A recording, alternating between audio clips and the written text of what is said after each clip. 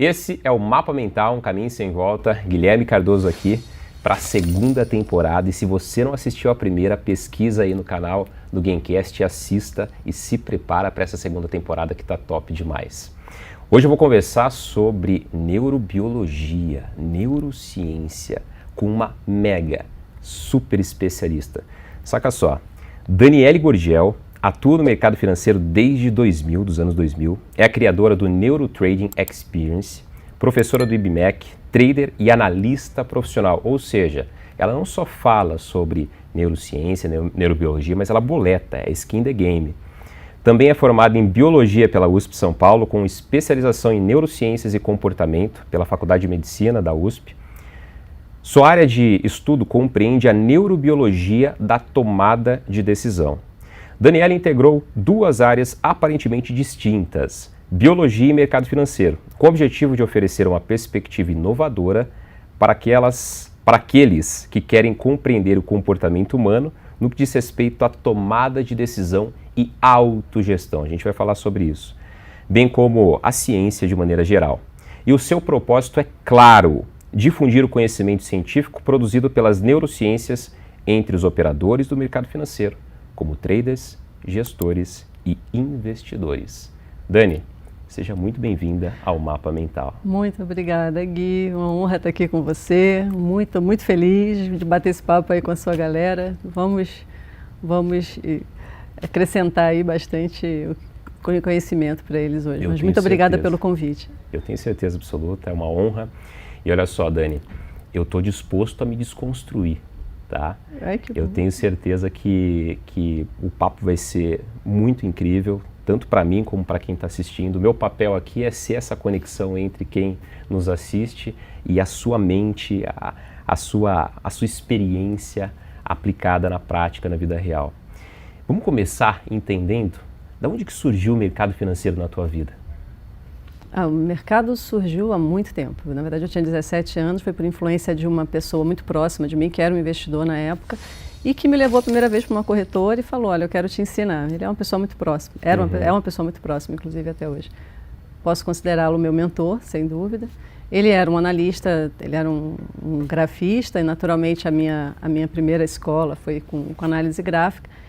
E aí começou. E aí na época, quando eu fiz a minha primeira faculdade, já naquela época eu queria, ou seja, fiz com essa intenção de trabalhar no mercado, aí fiz inúmeros, todos os cursos que você possa imaginar de mercado na época, inclusive de operador de floor, eu tenho a credencial de operadora de chão, na época que tinha o mercado, tinha um floor. Que legal. Então assim, então tem um pouquinho antes de 2000, né? Tem uma experiência. Tem mais. E aí é isso, e aí começou uma caminhada que foi que vem até hoje. Você sempre gostou de números? Você sempre pensou nessa possibilidade ou foi algo que... Sempre, porque minha segunda graduação foi contábeis, então assim, eu tenho essa formação em análise contábil, sempre tive essa vocação. Na verdade, eu venho com a vocação de exatas, né? Então, mas depois eu me descobri em outras áreas e, na verdade, hoje eu não tenho nenhuma fronteira em áreas. Na minha cabeça, todas as áreas, elas conversam entre si. E é uma coisa que, às vezes, é até um pouquinho difícil, sabe, de lidar, porque, assim, eu tenho essa falta de fronteiras entre as disciplinas. Sabe uma coisa que eu gosto bastante em você, Dani? É o fato de você, apesar de conhecer várias áreas diferentes, eu acredito que você não é generalista. Por quê? Você anda em várias aulas diferentes, mas você estuda de maneira profunda cada área. Então você conhece muito de cada uma dessas áreas. Então acredito que você seja multidisciplinar. Fala um pouco pra gente mais sobre isso. Gui, eu me considero multidisciplinar, apesar de não ver isso como virtude. Hoje. Não é um assunto que eu poderia falar um monte de coisa sobre isso, bem intimista, mas não é o caso aqui agora. Eu não considero virtude, mas sim, me considero multidisciplinar. Por quê? Não sei explicar.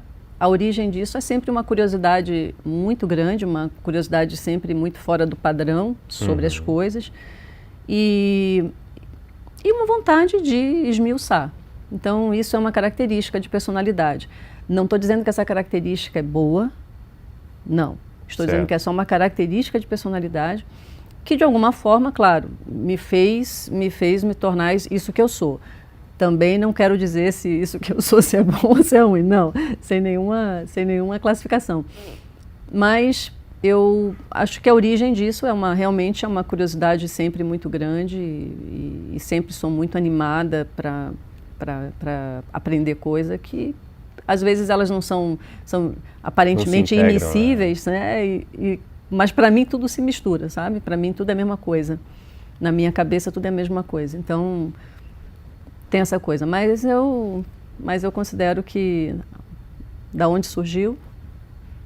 Legal. Da curiosidade, talvez. Legal. E da onde surgiu a ideia de integrar biologia com o mercado financeiro? A ideia veio de download um dia. Download. Veio de download um dia, porque eu não estava com essa ideia e de repente surgiu. Mas eu passei um período sabático quando eu quis fazer uma outra faculdade, fui fazer uma faculdade de biociências aqui na Universidade de São Paulo. E nessa época eu falei, cara, vou parar tudo. Teve um motivo de eu querer parar tudo. Eu tive um problema de saúde grave. E eu falei, eu preciso parar um pouco. Então, resolvi falar, vou parar, mas vou ficar estudando alguma coisa legal. E como você não pode dividir tempo quando você está numa faculdade muito difícil, você não dá para dividir tempo, então você tem que se dedicar. Então eu passei um período, eu falei, vou estudar. Só que o que aconteceu foi uma coisa muito louca. Eu me apaixonei pela biologia tardiamente, ou seja, depois de muito tempo, minha área, assim, na minha cabeça eu sempre fui uma pessoa mais super conectada com exatas, com tecnologia, de repente minha cabeça virou completamente e eu me vi uma bióloga. Tanto que a gente até antes de começar eu falei com você, se você perguntar para mim o que você se sente, eu sou uma bióloga. Legal. Né? Apesar de hoje atuar e trabalhar no mercado 100%, mas minha alma, né? Se existir, alma, eu considero essa minha autoclassificação. Mas como que veio a ideia? A ideia veio um dia, do nada. Eu falei, gente, como que todo esse conhecimento não está acessível ao público comum?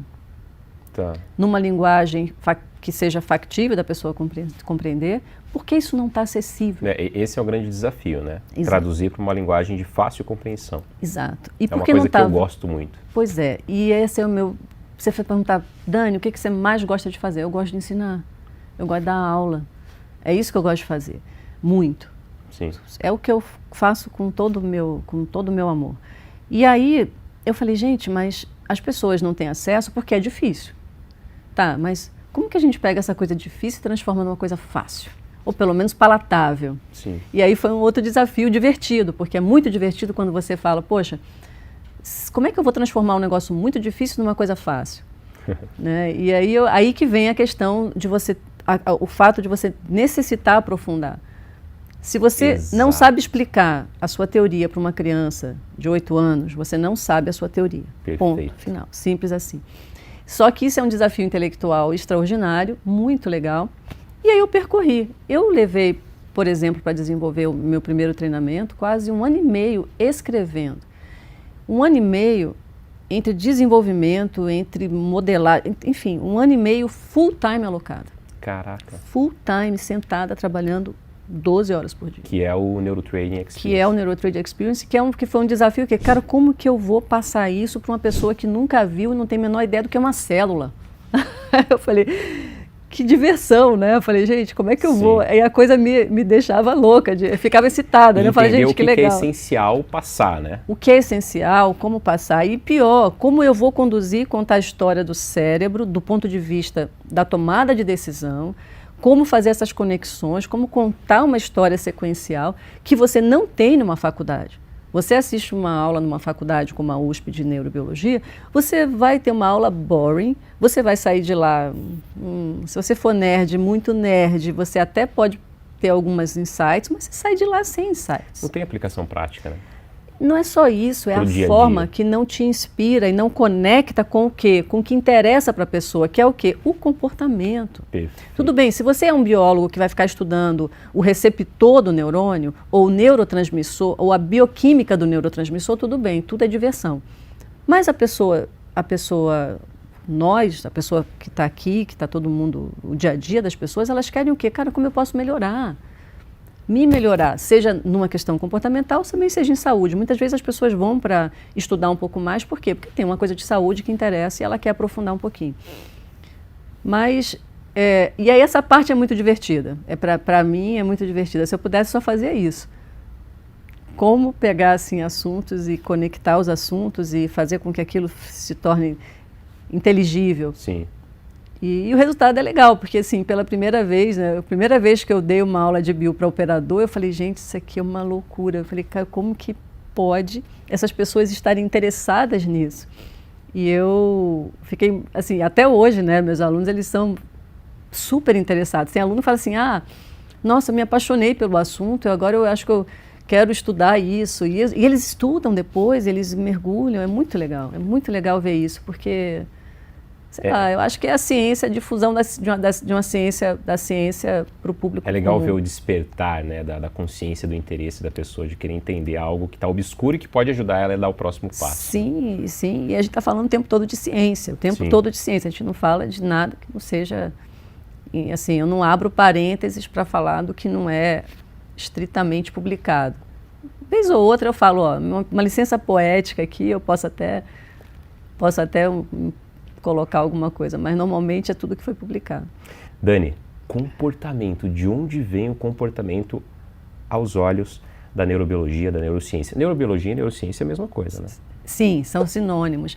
Apesar de que a palavra neurociências, ela engloba outras áreas que são, por exemplo, tecnologia, está dentro da neurociências, e todas as ciências que de alguma forma conectam com o sistema nervoso. Mas neurobiologia é o sinônimo quando a gente fala de neurociências, né? Então, na verdade, os neurocientistas, em sua grande maioria, são neurobiólogos, em alguns casos, neurologistas, porque a neurologia ela estuda a disfunção, né? A biologia estuda a função e o neurologista ele estuda a doença. Mas...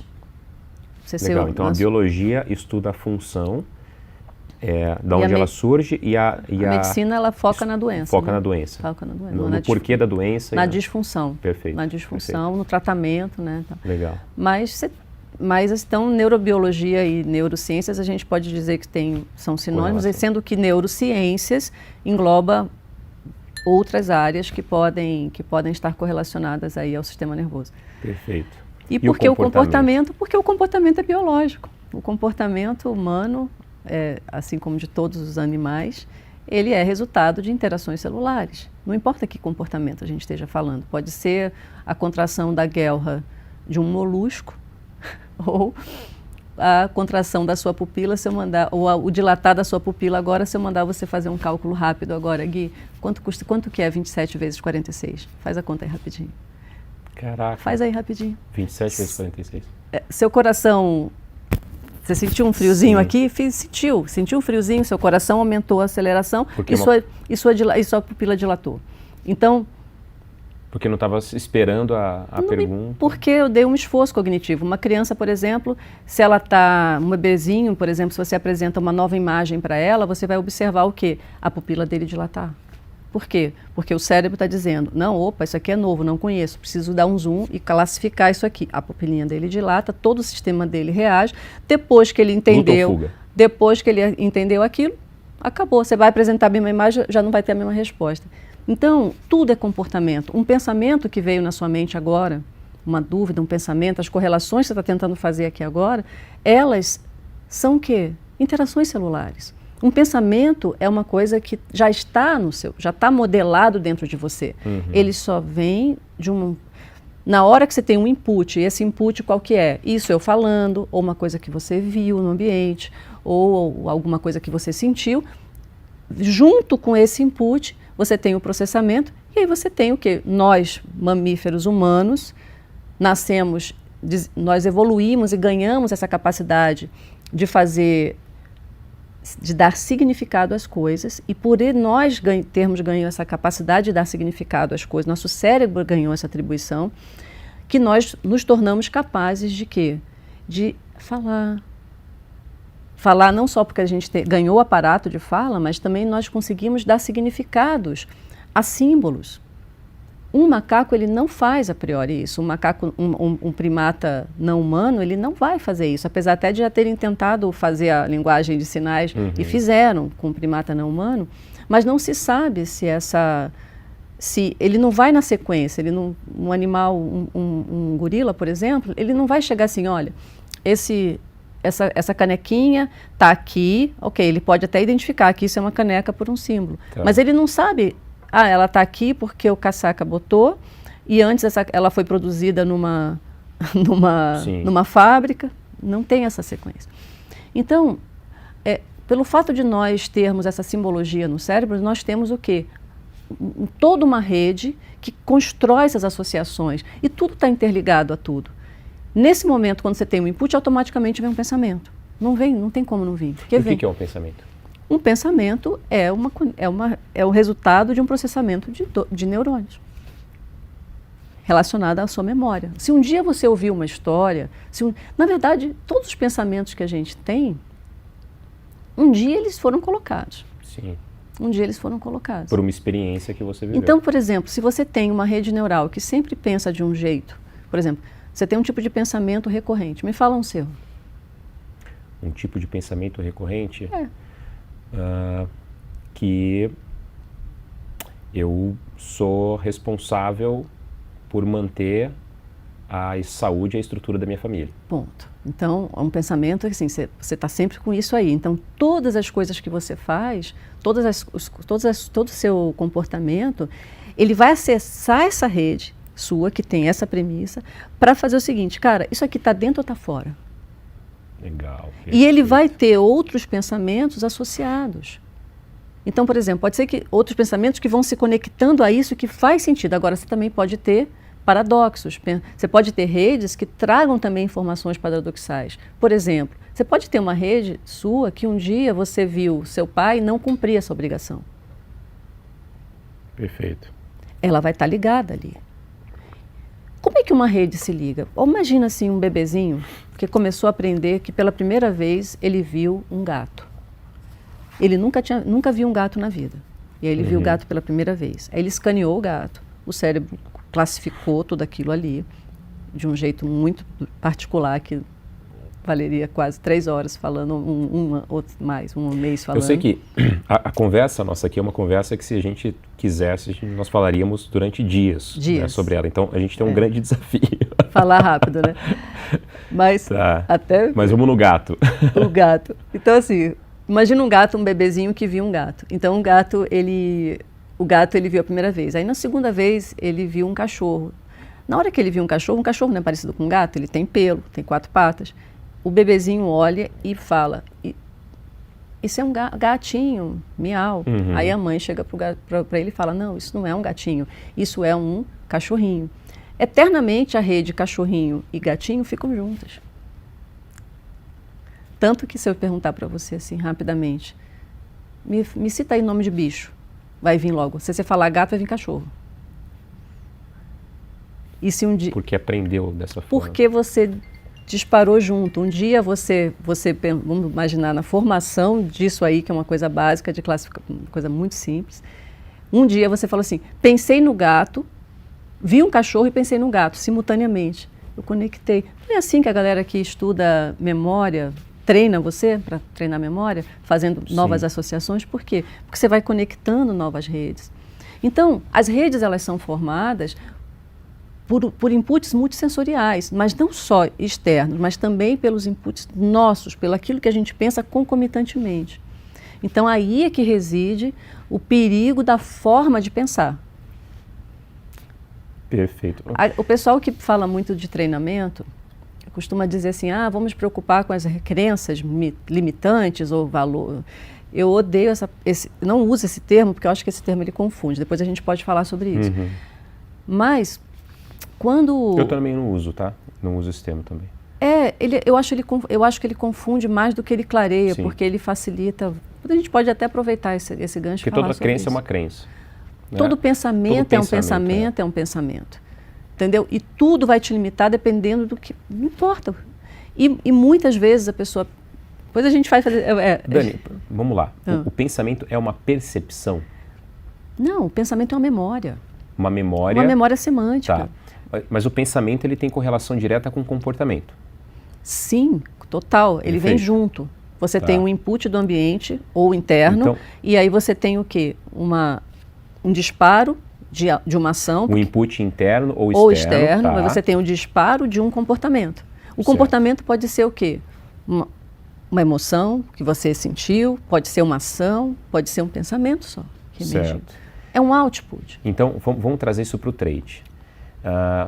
Um cenário de fúria, onde a pessoa, ela sabe, conscientemente falando, a nível racional e lógico, que ela tem um horário para começar a operar, um horário para parar de operar, que ela tem um limite de perda, que ela tem uma regra estabelecida, quando ela entra no trade, como ela entra, quando ela entra, ela tem tudo isso desenhado.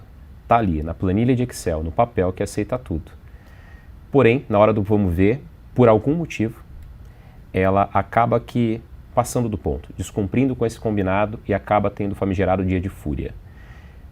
A nível biológico, vamos trazer essa estrutura de pensamento e comportamento. O que acontece? Como que a pessoa consegue lidar com essa situação? A gente tem que começar do começo, então. Vamos lá. Vamos do começo. Para a gente trazer um exemplo prático, sabe? Um exemplo prático, mas fazendo associação, coordenando aí com a biologia da coisa. Perfeito. Bem, primeiro, a gente nasce com essas redes que nós chamamos, com essas tecnologias que nós chamamos emoções. Nascemos com ela. Acho muito legal isso de São você, tecnologias. São tecnologias chamadas emoções, que têm a função de fazer com que o ser humano faça coisas. Perfeito. Haja.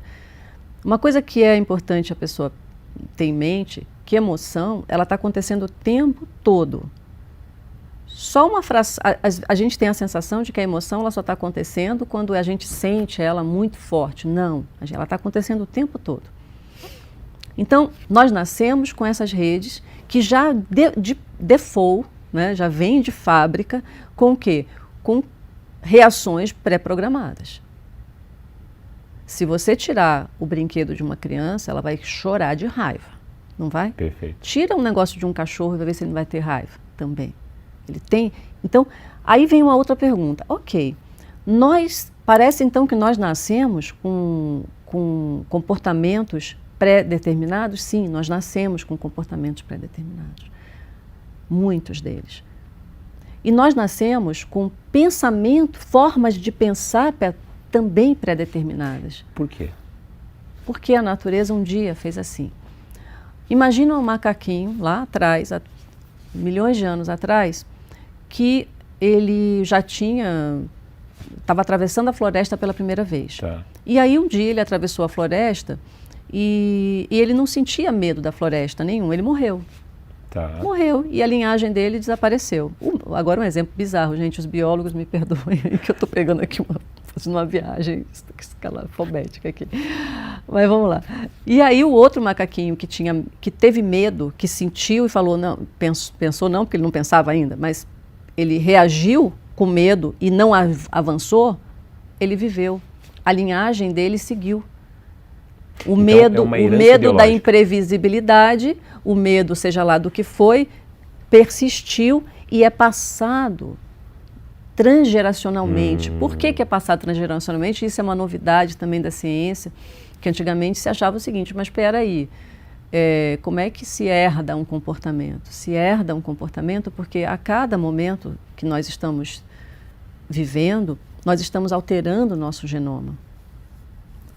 O nosso genoma, ele não é uma coisa estática, ele é uma coisa plástica. Ele a cada momento está sendo modificado.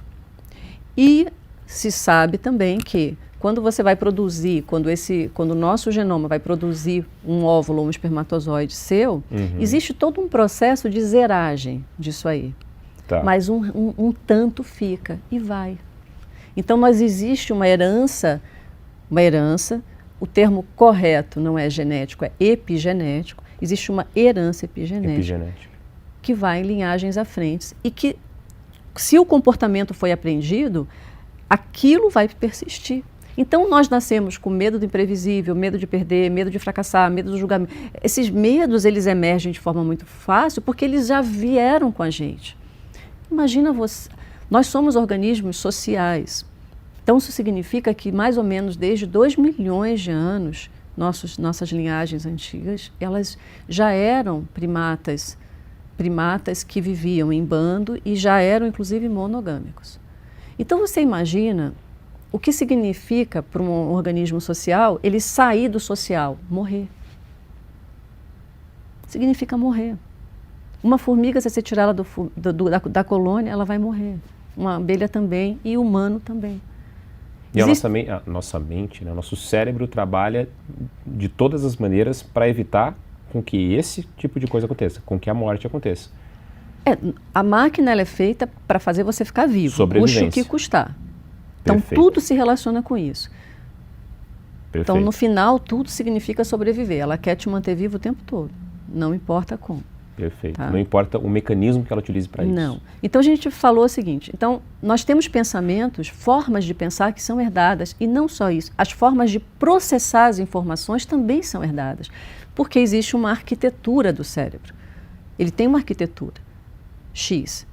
E aí, essa arquitetura, ela define o quê? Formas de processamento. Então, por exemplo, você consegue olhar uma pessoa e não classificar essa pessoa? Difícil. Você já tem um modelo, né? Difícil. Você precisa classificar alguém muito rápido. Porque na nossa história, você tinha que, em frações de segundos, saber se a quem está na sua frente é seu inimigo.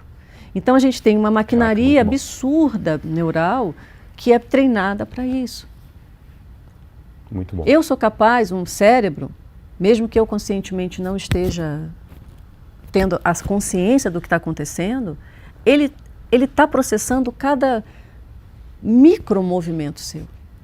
E está me dando feedbacks que, se eu estiver atenta, posso estar atenta, no final, como é que a gente sente esse feedback? Olha, gostei daquela pessoa é legal. Não é assim? Sim. A gente consegue sentir a resposta de um processamento que está sendo feito nos bastidores. Muito bom. Então, voltando à pergunta tudo isso, estou falando gente, dando... Perfeito. Voltando para a raiva. Então, nós tudo nascemos... está fazendo sentido. Nós voltamos para a raiva. Então, a gente nasce, sim, com programas de raiva. Claro. Aí, se um dia eu passei por uma experiência lá atrás e, de alguma forma, sei lá, essa garrafinha que estava lá no meu quartinho quando eu era bebê, aconteceu algo e eu senti raiva, eternamente garrafinhas vão estar associadas comigo na minha rede neural à raiva. A sua percepção. Não posso olhar uma garrafa que me dá raiva. Entendeu? Olha como é que a raiva vai sendo, como é que eu vou agregando informação a uma rede raiva. Sim. Tá? Então, só que começa daí. A raiva que o operador sente, é óbvio que ela é mais do que legítima. Tiraram um negócio dele. Ninguém suporta perder. Não é suportável. Instancia o que tem de pior. Dani, tem como bloquear isso? A resposta é um veemente não, não tem como. Porque isso que eu estou falando que nós herdamos é herança que está aí. Ela está aí. Primeiro caminho para que você possa ter uma luz no fundo do túnel. Qual é o significado? Essa garrafa pode significar para mim algo que me deu raiva. Certo. Né? Ao mesmo tempo, o conceito de perda pode estar associado, para cada um vai ser de um jeito, a coisa que dá mais raiva, menos raiva. Entendeu? Ou não significa nada. Então, qual é o significado que aquilo tem para o operador? Significado a gente pode entender como a história que a gente conta? O significado pode ser a história que você conta, mas a história que você conta, ela está num nível muito, muito alto. Tá. Assim, ainda num nível muito... É maior, sabe? Assim, quando a gente fala assim, qual o significado que tem esse conceito de isso que está acontecendo com a pessoa agora? Só que isso é muito individual. A história que ele conta, ela é mais cognitiva, porque ele conta a história para ele. Tá. Ele conta, assim, uma história num nível mais alto, mas aí é um nível um pouco mais alto, a gente tem que descer mais, tá num nível mais inconsciente. Então, a gente tem que significado aquilo tem para ele, primeiro ponto. Se ele não mudar o significado, esquece. Segundo, mas mudar o significado vai fazer ele mudar o comportamento? Não. Vai dar mais um dado para... A gente tem agora uma rede importante que ela faz o seguinte, espera aí, chegou algo para mim e eu posso fazer alguma coisa com esse algo, posso permitir que esse algo aconteça ou não. Nós temos uma rede que faz assim, até um determinado ponto ela pode controlar. Controlar não, ela pode fazer uma análise, ela pode criticar aquilo que está chegando para ela. Ela pode, até a página 2. Por que até a página 2? Porque se o input for muito forte, essa parte não consciente, que traz essa raiva, que traz esse medo de perder, ela tem uns químicos mágicos que bloqueiam essa parte, que teoricamente deveria estar fazendo esse serviço. Aí entra a neuroquímica, a neurobiologia. Aí acabou, aí a pessoa não é mais a pessoa, ponto. Sem entrar em detalhes, em termos e terminologias. Então, saber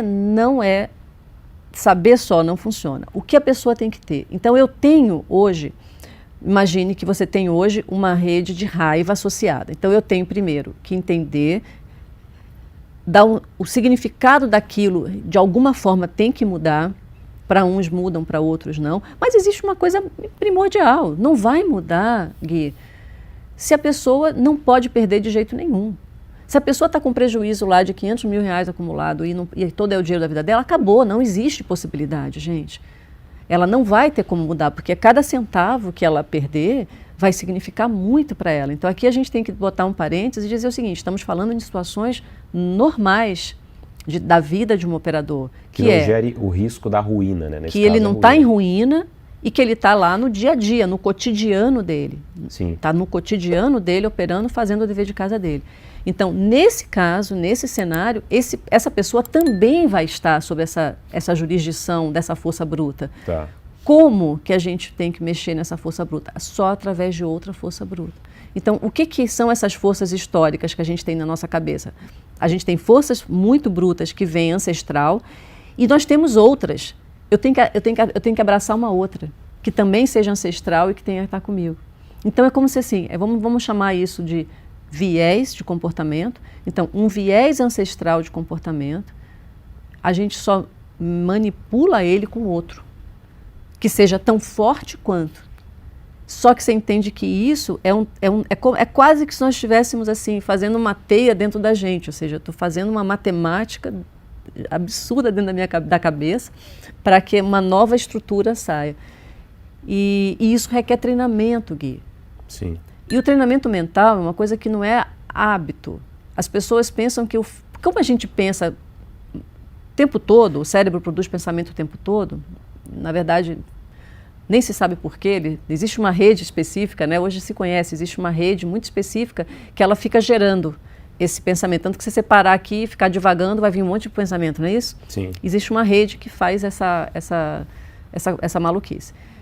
Então, assim, a gente gera muito pensamento. E então a gente pensa que é como se pensar fosse uma coisa tão banal.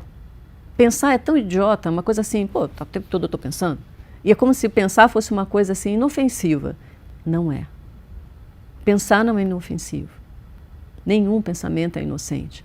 Todo pensamento que você dirige a sua atenção interna para ele, ele gera resposta fisiológica. Então, é como se todo pensamento que você dá atenção para ele, ou você cria novo, ou você pega de alguém que te deu, alguém te deu um de graça, veio voando aqui um pensamento novo pela internet, e que você foi lá, pegou, abraçou ele vira você do ponto de vista físico.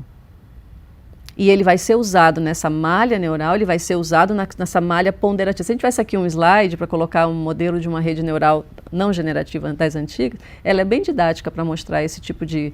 Então, imagina que você tem um input, você tem uma rede que está ponderando pesos, que está ponderando várias coisas ali, né? Está ponderando um monte de coisa, X, e no final você tem um output, que é um conhecimento, que é um comportamento. Um comportamento. Então, você tem um input, você tem processamento de todos os nós, e você tem um output, que é um comportamento. Então, esse novo pensamento vai entrar nessa rede ponderativa. E o input, só para a gente deixar didático, entra pelo que a gente vê, pelo que a gente ouve, pelo que a gente sente, por todos os... E pelo que você resgata de dentro de você. O input pode ser tanto externo como interno. Tanto interno quanto externo, e praticamente tem o mesmo peso. E aí, todo esse processamento que você colocou agora seria basicamente os pensamentos que geram o comportamento no output. Não. O que gera... Os pensamentos, eles são ativados. Tá. O que gera o output o que gera o input são imagens, Se eu acessar um pensamento de memória agora, o que ele é? Ele é, na verdade, o quê? Uma imagem de algo. Tá. Eu posso aqui imaginar que isso aqui tem muito perigo, que de repente vai entrar um marginal e vai vir com... Eu posso criar isso aqui. Tá. Nesse momento, a minha rede já ativou. Na hora que eu já pensei nisso, a minha rede, perigo, medo, urgência, já foi ativada. Então, o tempo todo o que acontece no operador é que ele está tendo o input do ambiente, sim. O ambiente está dando o seguinte aqui, é vermelho ou verde, não é isso? É vermelho ou verde, está ali o resultado dele. Então, ele está tendo aquele resultado ali, naquele momento, aquilo está indo para esse processamento todo que ele está fazendo, que é tipo, o que significa isso? Isso é muito, isso é pouco, eu não posso. Não, eu não, imagina, eu não posso perder. Ah, não, ontem um aluno meu falou assim, eu tive um prejuízo porque... estou me sentindo muito mal. Eu vou contar essa história depois, para não fazer um pai. Eu vou contar essa história depois, vale a pena. Até que eu falei para ele, olha, eu vou até usar o seu exemplo, que eu fiquei tão bravo. Eu lembrei de um caso aqui que vai trazer de maneira bem didática o que você acabou de explicar, mas vamos lá. Tá. Então, o pensamento, pensa no pensamento não como ele sendo o causador, é a memória, o que está associado àquela memória, você tem toda uma memória sensorial. Então, o comportamento vem, então, de acordo com a emoção que eu sinto diante de todo esse processamento. Input, você tem o input do ambiente, tá, né? Ou o input que veio, o que já está na sua memória, que veio do ambiente também. Você tem esse processamento e você tem o output. O output é uma emoção. A emoção vem em pensamento, o output vem uma emoção. A emoção significa a emovere. A tecnologia chamada emoção, ela serve para que o corpo entre em ação. Entre em movimento, seus vasos contraem, seu coração dispara, mas você não está percebendo isso. A cada pensamento que você tem, as suas glândulas sudoríparas estão sendo modificadas. Se eu falar para você agora, Gui, pensa no mar, relaxa aí agora, Gui, pensa no mar, e eu estiver monitorando a sua condutância galvânica, que cada uma delas tem um neurôniozinho lá, sim, enrolado, monitorando, ela vai estar colocando mais ou menos líquido. Mas minha mão está seca, não importa. Está acontecendo sudorese. E a sudorese acontece por quê? Porque você tem uma ativação de um sistema todo, que está ali para fazer o quê? Um sistema que bota você em ação e um sistema que te freia. São dois cabeamentos. Um que sai daqui, que bota você para fazer, outro que faz você parar. Existe um equilíbrio entre esses dois. E o tempo todo, imagina, um cérebro que acabou de chegar e está dentro de uma jarra, e ele precisa fazer coisas no ambiente. E ele pega um corpo para fazer coisas. E ele tem que fazer o corpo fazer coisas para ele. Sim. E ele está o tempo todo dizendo, corpo, faça. Às vezes a emoção ela passa de um nível que ela se torna perceptível à consciência. Quando ela se torna perceptível à consciência, a gente chama ela de sentimento. Caraca. E é um feedback que existe. Então, uma parte X manda para o corpo. O corpo tem sensores. E os sensores mandam de volta para o cérebro, que vai para outra parte do cérebro. E essa parte fica consciente do que o corpo está sentindo. Gente, isso em fração de... Isso é porque o sistema ele é todo distribuído. Incrível. Ele não é um sistema que roda sequencial. Não, ele é todo distribuído. E roda 100% em paralelo. Então, cada parte não está nem um pouco interessada muito no que a outra parte está fazendo. Ela está fazendo a parte dela. E ela não está interessada no que a outra parte está fazendo. Caraca, Débora. Você entendeu? Ó, então, não sei você, mas eu estou curtindo demais. Você está curtindo? Aperta no like aí. Mas hoje, eu fico triste, porque eu estou falando assim, estou falando de um jeito muito rápido, sem didática para a pessoa que está chegando de paraquedas assim. Não, tá top, mas Dani, sei tá lá, top. Vamos lá. Ó. Então, você falou sobre... Então, voltando para a raiva, né? Que a gente não voltou para a raiva. Então, como que esse cara consegue controlar? Significado. Qual é o significado disso? Tem casos que o significado é impossível de você mudar. Caso que o cara quebrou, perdeu o dinheiro da vida, não tem como. Você não vai mudar esse significado. Então, o significado daquele movimento que você está fazendo. Segundo, eu preciso de uma... É uma força bruta que faz o cara ter raiva. Bruta, é uma força da natureza. Tá. Da natureza. Vem junto no seu genoma. Não tem jeito de você tirar. Tá lá. O que você consegue fazer? Eu consigo perceber e antecipar quando vai acontecer. Então não é durante a ação, não é durante o evento acontecendo que o seu plano é antes. Se eu sei que algo vai acontecer, eu vou ter um plano para que não aconteça. Então, exemplo, se eu sei que vamos supor que você está ganhando hoje R$1.000 na sua conta. E você está louco já. Ganhou 1.000, se 1.000 for muito para você, for um número bom para você, que 1.000 é 1.000 para cada pessoa, mas vamos supor que 1.000 seja um número bom para você, você já está excitado. Se você fosse um cara preparado, você já saberia o seguinte, cara, deixa eu parar porque eu já estou excitado. Deixa eu parar porque esse número para mim já é relevante. Mas vamos supor que você passou essa página e já está na excitação e fala, eu quero fazer só mais uma operação. Tudo bem, vai lá. Só que você fez isso sem nenhum preparo prévio.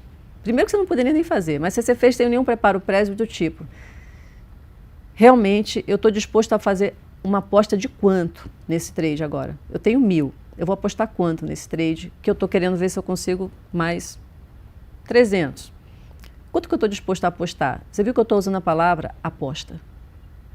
É aposta. Então, os significados das coisas têm que estar muito claros, têm que ser claros para o cérebro. Não conta a história. Aí é contar uma história. Ah, trading é ciência? Não.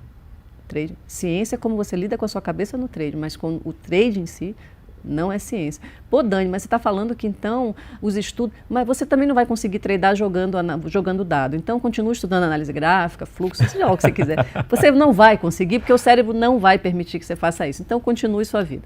Siga em frente. Mas vamos voltar para o trade de 1.000, né? Aí você está lá, é doidão, excitadão, dopadão já de tanto químico na cabeça.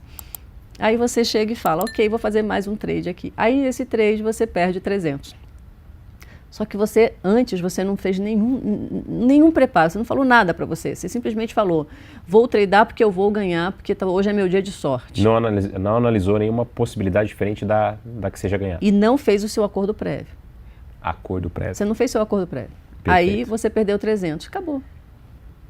Eu posso te garantir que mesmo que você seja um cara, se você não for um cara muito treinado prévio, antes, você vai fazer o segundo. E eu posso te garantir que nesse segundo você vai perder mais 200. É aí que nasce o dia de fúria. Aí acabou. Porque a partir de um determinado ponto, o tudo ou nada é natural e é biológico e é um viés.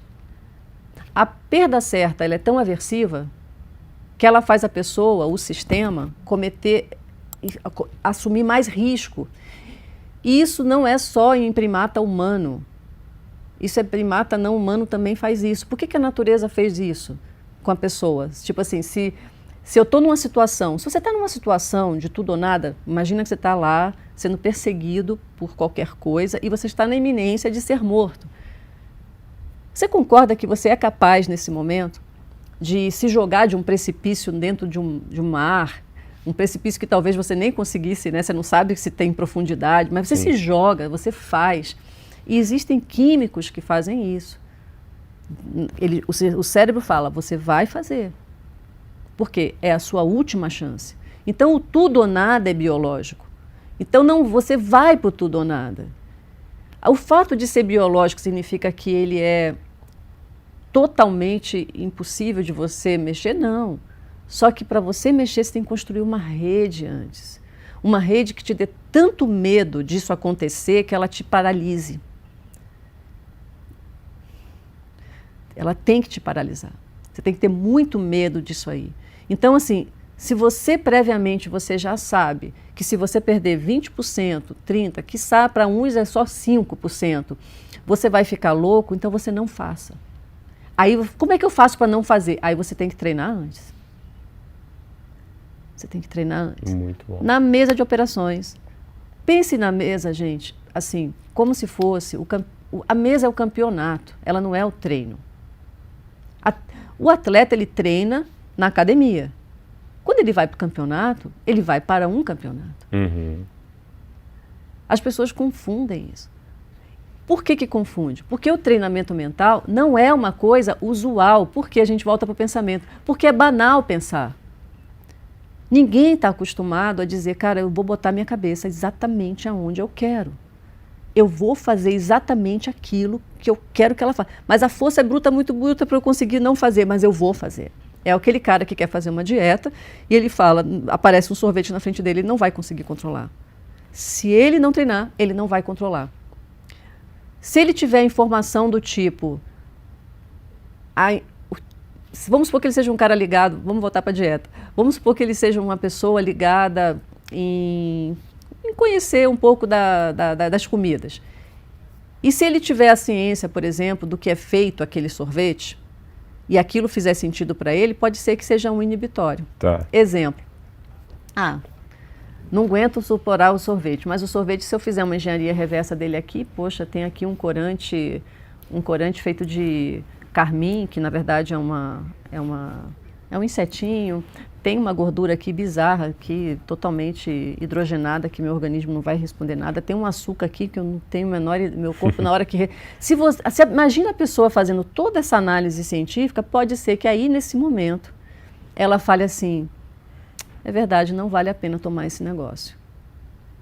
É uma estratégia mental. Sim. Você entendeu? Até que hoje a gente vai no mercado nesses itens nesses alimentos que tem muito teor de gordura e de açúcar, está escrito lá, né? Então, para uma pessoa que está nesse processo de autogestão, só talvez essa mensagem inibe ela. Inibe ela. Então, a gente está falando que o conhecimento, ele pode ser um fator de controle. Por que eu dou conhecimento nesse nível para a galera? Porque talvez exista a chance de que, se ela tiver um conhecimento muito profundo, ela se submeta a fazer algum tipo de treinamento. Do contrário, ela não vai fazer. Eu tenho algumas estratégias que eu utilizo, Dani, e que desde quando eu apliquei isso na minha rotina como trader, me ajudou muito nos meus resultados. Então, hoje eu utilizo da estratégia de metapensamento, né? Eu penso sobre os meus pensamentos. Então, quando eu começo a perceber essa desregulação emocional, essa euforia, essa excitação, ou esse receio, esse medo excessivo, é como se eu desconectasse do meu corpo e analisasse do lado de fora. Então, essa é uma prática que eu venho trabalhando constantemente nela e tem me ajudado muito.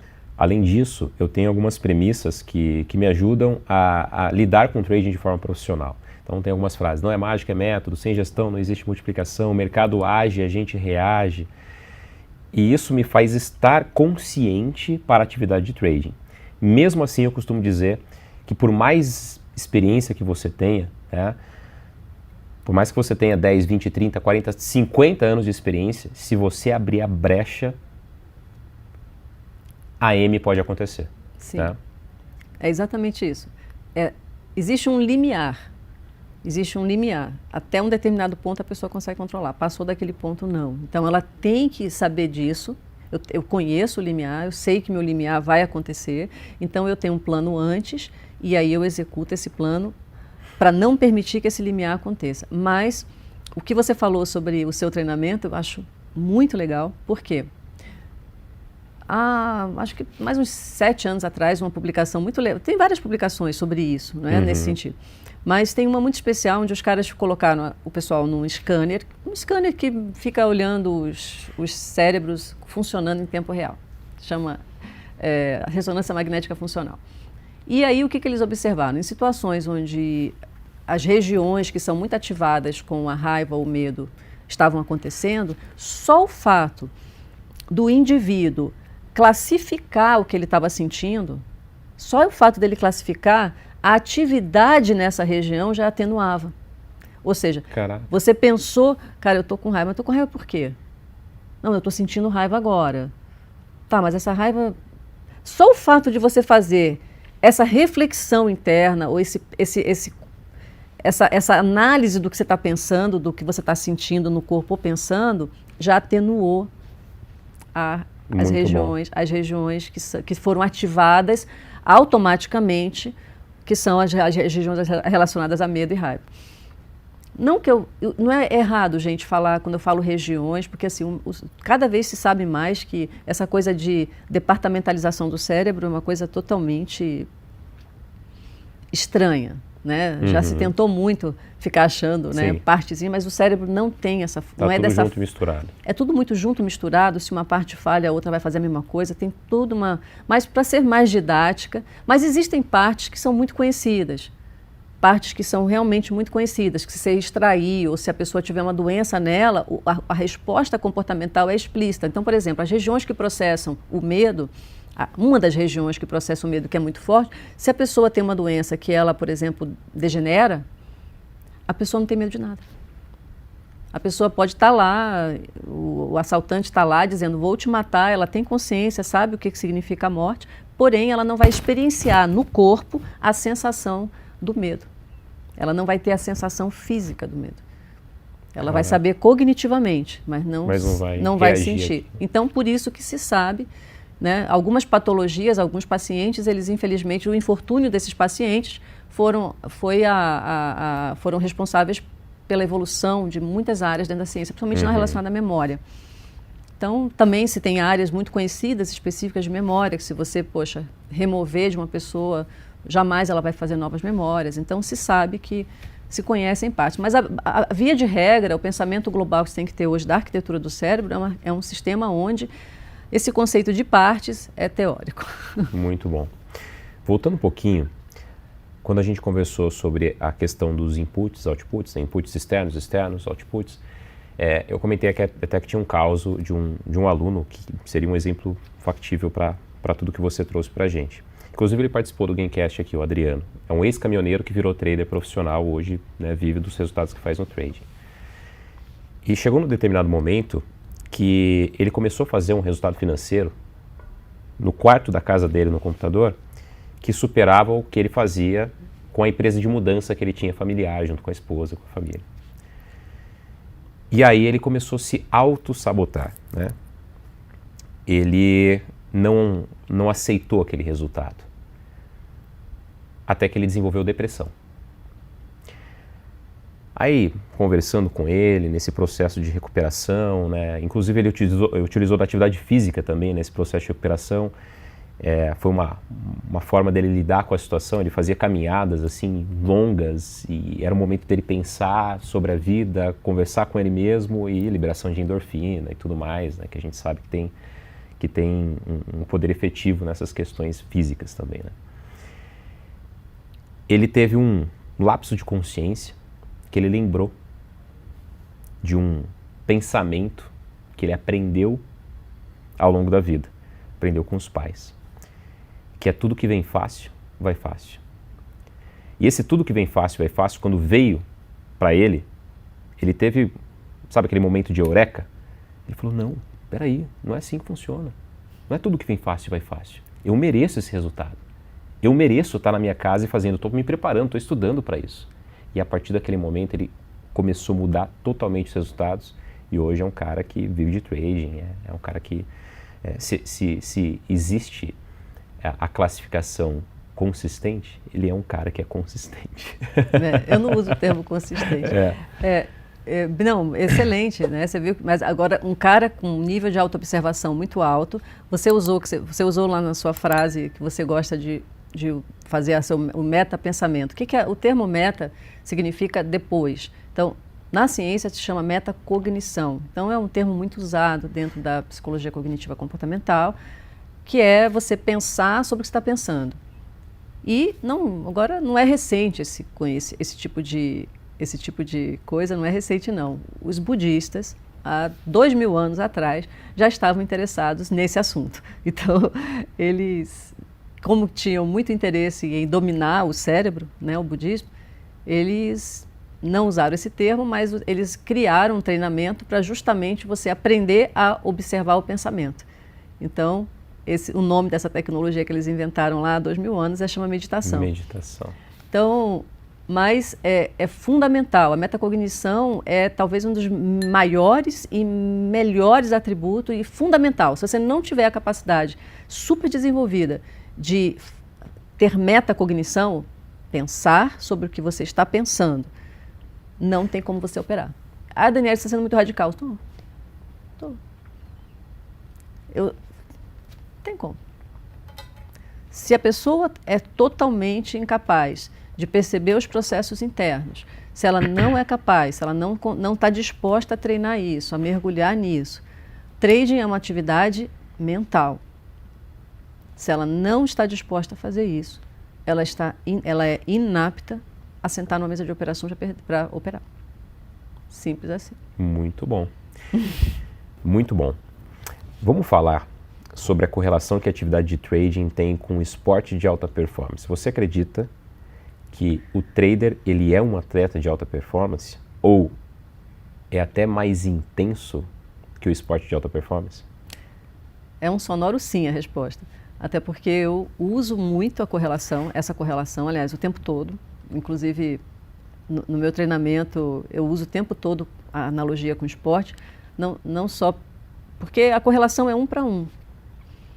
O que faz a pessoa não entender que é uma correlação de 1 para 1 é que ela pensa que o atleta está mexendo com o corpo e que existe uma diferença entre mexer com o corpo e mexer com o cérebro. Nenhuma diferença. É a mesma coisa. É a mesma coisa. É o mesmo raciocínio, é o mesmo princípio. E não só isso. Eu comparo com o atleta, que é o atleta de competição. Então, como eu dei o exemplo, sentar na mesa, você está indo para a competição. Você vai correr a maratona. Você já treinou. Você já sabe. Sim. Você já sabe o que você tem que fazer. Entendeu? Ali é simplesmente o momento da execução. É o momento de execução. Então, o trading é sim maior, é mais radical? Não poderia afirmar se é mais radical do que o que um tenista tem que fazer, do que um atleta de alta performance faz. Não acho. É Tá. igual, mas está ali. É 1 para 1, na minha visão. O que me faz pensar, às vezes, que é até mais desafiador pelo fato da atividade de trading ser totalmente antinatural, anti-intuitiva. Porque tem um determinado dia que você opera que você faz um resultado financeiro muito bom e você seguiu um padrão estabelecido e você se sentiu muito bem com aquilo. No outro dia, fazendo exatamente a mesma coisa, você pode ter um resultado diferente. No esporte de alta performance, a gente não tem diretamente esse mesmo resultado.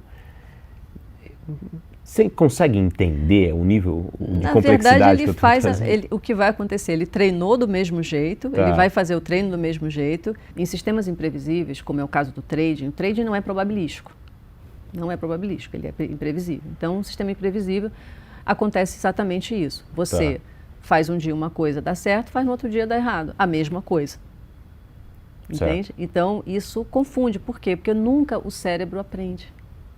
Exato. Ele nunca vai aprender. Exato. Como é que o aprendizado acontece? Eu tenho um modelo, faço algo, ele fala, não fez certo, fez errado. Ah, tá, vou corrigir. Não é assim que uma criança aprende a andar? Sim. É assim. A criança começa a andar, pior, ela já sabe, o andar não é nem um bom exemplo, porque a criança já nasce com o programa de andar, já padrão. Então, ela sabe, né? Mas vamos supor, ela está aprendendo a fazer botar um quadradinho dentro de um negocinho. Então, ela sabe o que ela tem que fazer, ela existe um modelo, porque o pai ensinou, filho, você faz assim. Aí quando ela erra a mãozinha, ela vai de novo e faz, até o cérebro padronizar o movimento e ela fazer aquele movimento alisado e enfiar o negocinho lá. Então ela está aprendendo. No trade seria a mesma coisa. Teoricamente a pessoa só faria uma única vez, erraria uma única vez, aprendeu, 1, 2 vezes aprendeu, não faço mais. Sim. Mas não é assim que funciona, porque o cérebro nunca aprende quando você tem um ambiente onde as recompensas elas não são previsíveis. É como você dá uma banana para um macaco e ele manda ele fazer algo, depois você manda ele fazer algo e não dá a banana, aí depois você dá a banana e ele não faz. O que vai acontecer com o macaco nesse cenário? Olha que interessante, você vai sempre continuar fazendo. Exato. Eu costumo dizer então, que... é muito, muito complexo isso. Então, tem que aceitar que o sistema, que o mercado, é imprevisível. E que o que está em jogo ali não é o que você está fazendo do ponto de vista técnico. Hoje, você vai romper uma resistência, confirmar passando a máxima, confirmar vendo o fluxo, olhar o volume, fez tudo o que você quiser. Vai ser perfeito, você vai fazer um trading legal e você vai ganhar dinheiro. Amanhã, você vai fazer a mesma coisa e isso não vai funcionar. Exato. E aí o trader desavisado faz assim, não, tem que mudar de professor, ou tenho que mudar de técnica, essa técnica não funciona. Pulando de galho em galho. Esquece isso, gente, por favor. Todas as técnicas funcionam, contanto que você use só ela. E você não entre com ela e saia com outra. E aí a pessoa entra com uma técnica e ela sai no medo, ou sai em outra técnica, seja emocional, seja lá o que ela inventar, porque alguém falou que vai cair ou vai subir, não importa. Então, assim, todas as técnicas tendem a funcionar, salvo aquelas que os professores ensinam, que é fazer médio contra.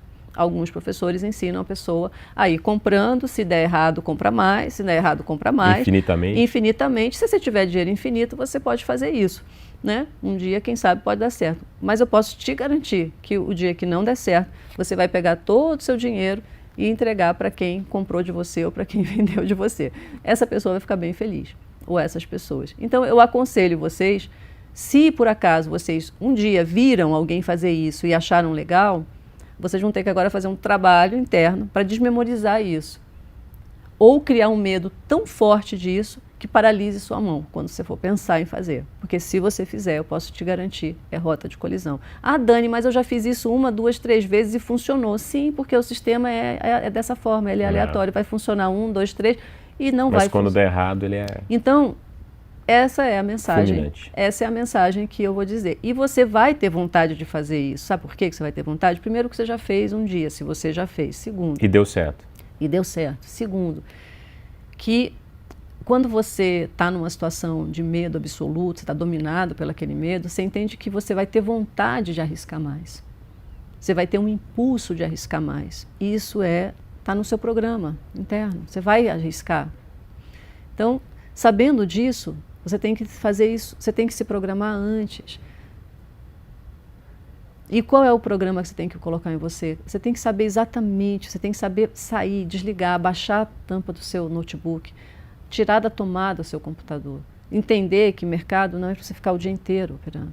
Nenhum cérebro aguenta você ficar 8 horas naquele transe lá, olhando tique a tique. Esquece isso. O nível de processamento. Mercado não é isso.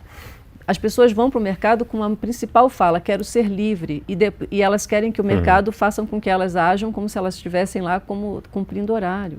Não é. Outro dia uma pessoa muito próxima de mim, ela falou assim, poxa, eu estou com crise existencial, eu estou ganhando, eu já sei operar muito bem, nananã, só que eu estou com muito tempo livre, eu estou triste, estou mal, estou com depressão, tenho que achar.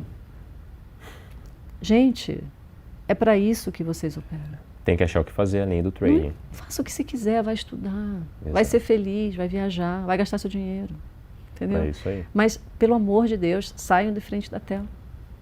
Eu costumo dizer que no trading, mesmo fazendo tudo certo, pode dar errado. E é por isso que você tem que ter gestão de risco. E saber, e ter a clareza do pior cenário, porque é isso que nos protege, né, Dani? Exatamente. A pessoa tem que estar o tempo todo trabalhando que o pior cenário pode acontecer. Só que o viés otimista é um viés muito forte. Então, é um viés, praticamente o viés otimista, que é o viés, não aquele, o que é o viés otimista? É o viés que coloca, a gente sempre pensa que, gente, vou dar um exemplo aqui bizarro, mas eu não bebo, eu não fumo. Então, vamos supor que se eu fumasse e o Gui também fumasse. E aí, o que é o viés otimista? O Gui fuma, e eu sei que o cigarro vai dar um problema para você no longo prazo, sim, seguramente vai dar. Só que o problema dá no Gui, eu não. Eu tenho um corpo fechado, sabe por quê? Eu tenho um corpo fechado porque o meu bisavô e meu avô fumavam e eles não tiveram nada. Você entende o que é o viés otimista? Eu sei que o problema pode acontecer. Não é uma ilusão de que eu não sei que vai acontecer, mas não vai acontecer comigo. Porque você se agarra... Porque o problema acontece, eu tenho consciência de que pode acontecer, mas não vai ser comigo. Certo. Então isso é um viés de comportamento muito forte, ancestral, talvez o pai de todos os vieses. Esse viés pode ser considerado não sou eu, cientistas, né, publicam que talvez isso seja um dos primeiros comportamentos adquiridos, porque se eu não tivesse esse pensamento, eu não enfrentaria. A partir do momento que eu conheço, eu sei que o futuro vai acontecer, se eu não tivesse esse pensamento, eu não enfrentaria. Certo. Imagina, se eu tenho a capacidade de projetar o tempo à frente, o primata não humano não faz isso, mas o humano faz. Se eu não tivesse esse tipo de modelo de pensamento, nós não daríamos um passo. Uhum. Perfeito, perfeito. Você falou de vieses, né? Você fala muito sobre vieses cognitivos e heurística. Eu sei que isso daria só um curso separado, mas fala um pouco pra gente o que são vieses cognitivos e heurística de maneira bem objetiva. Um viés é uma ilusão cognitiva. Vamos imaginar um viés como as ilusões cognitivas, as heurísticas como um tipo de processamento.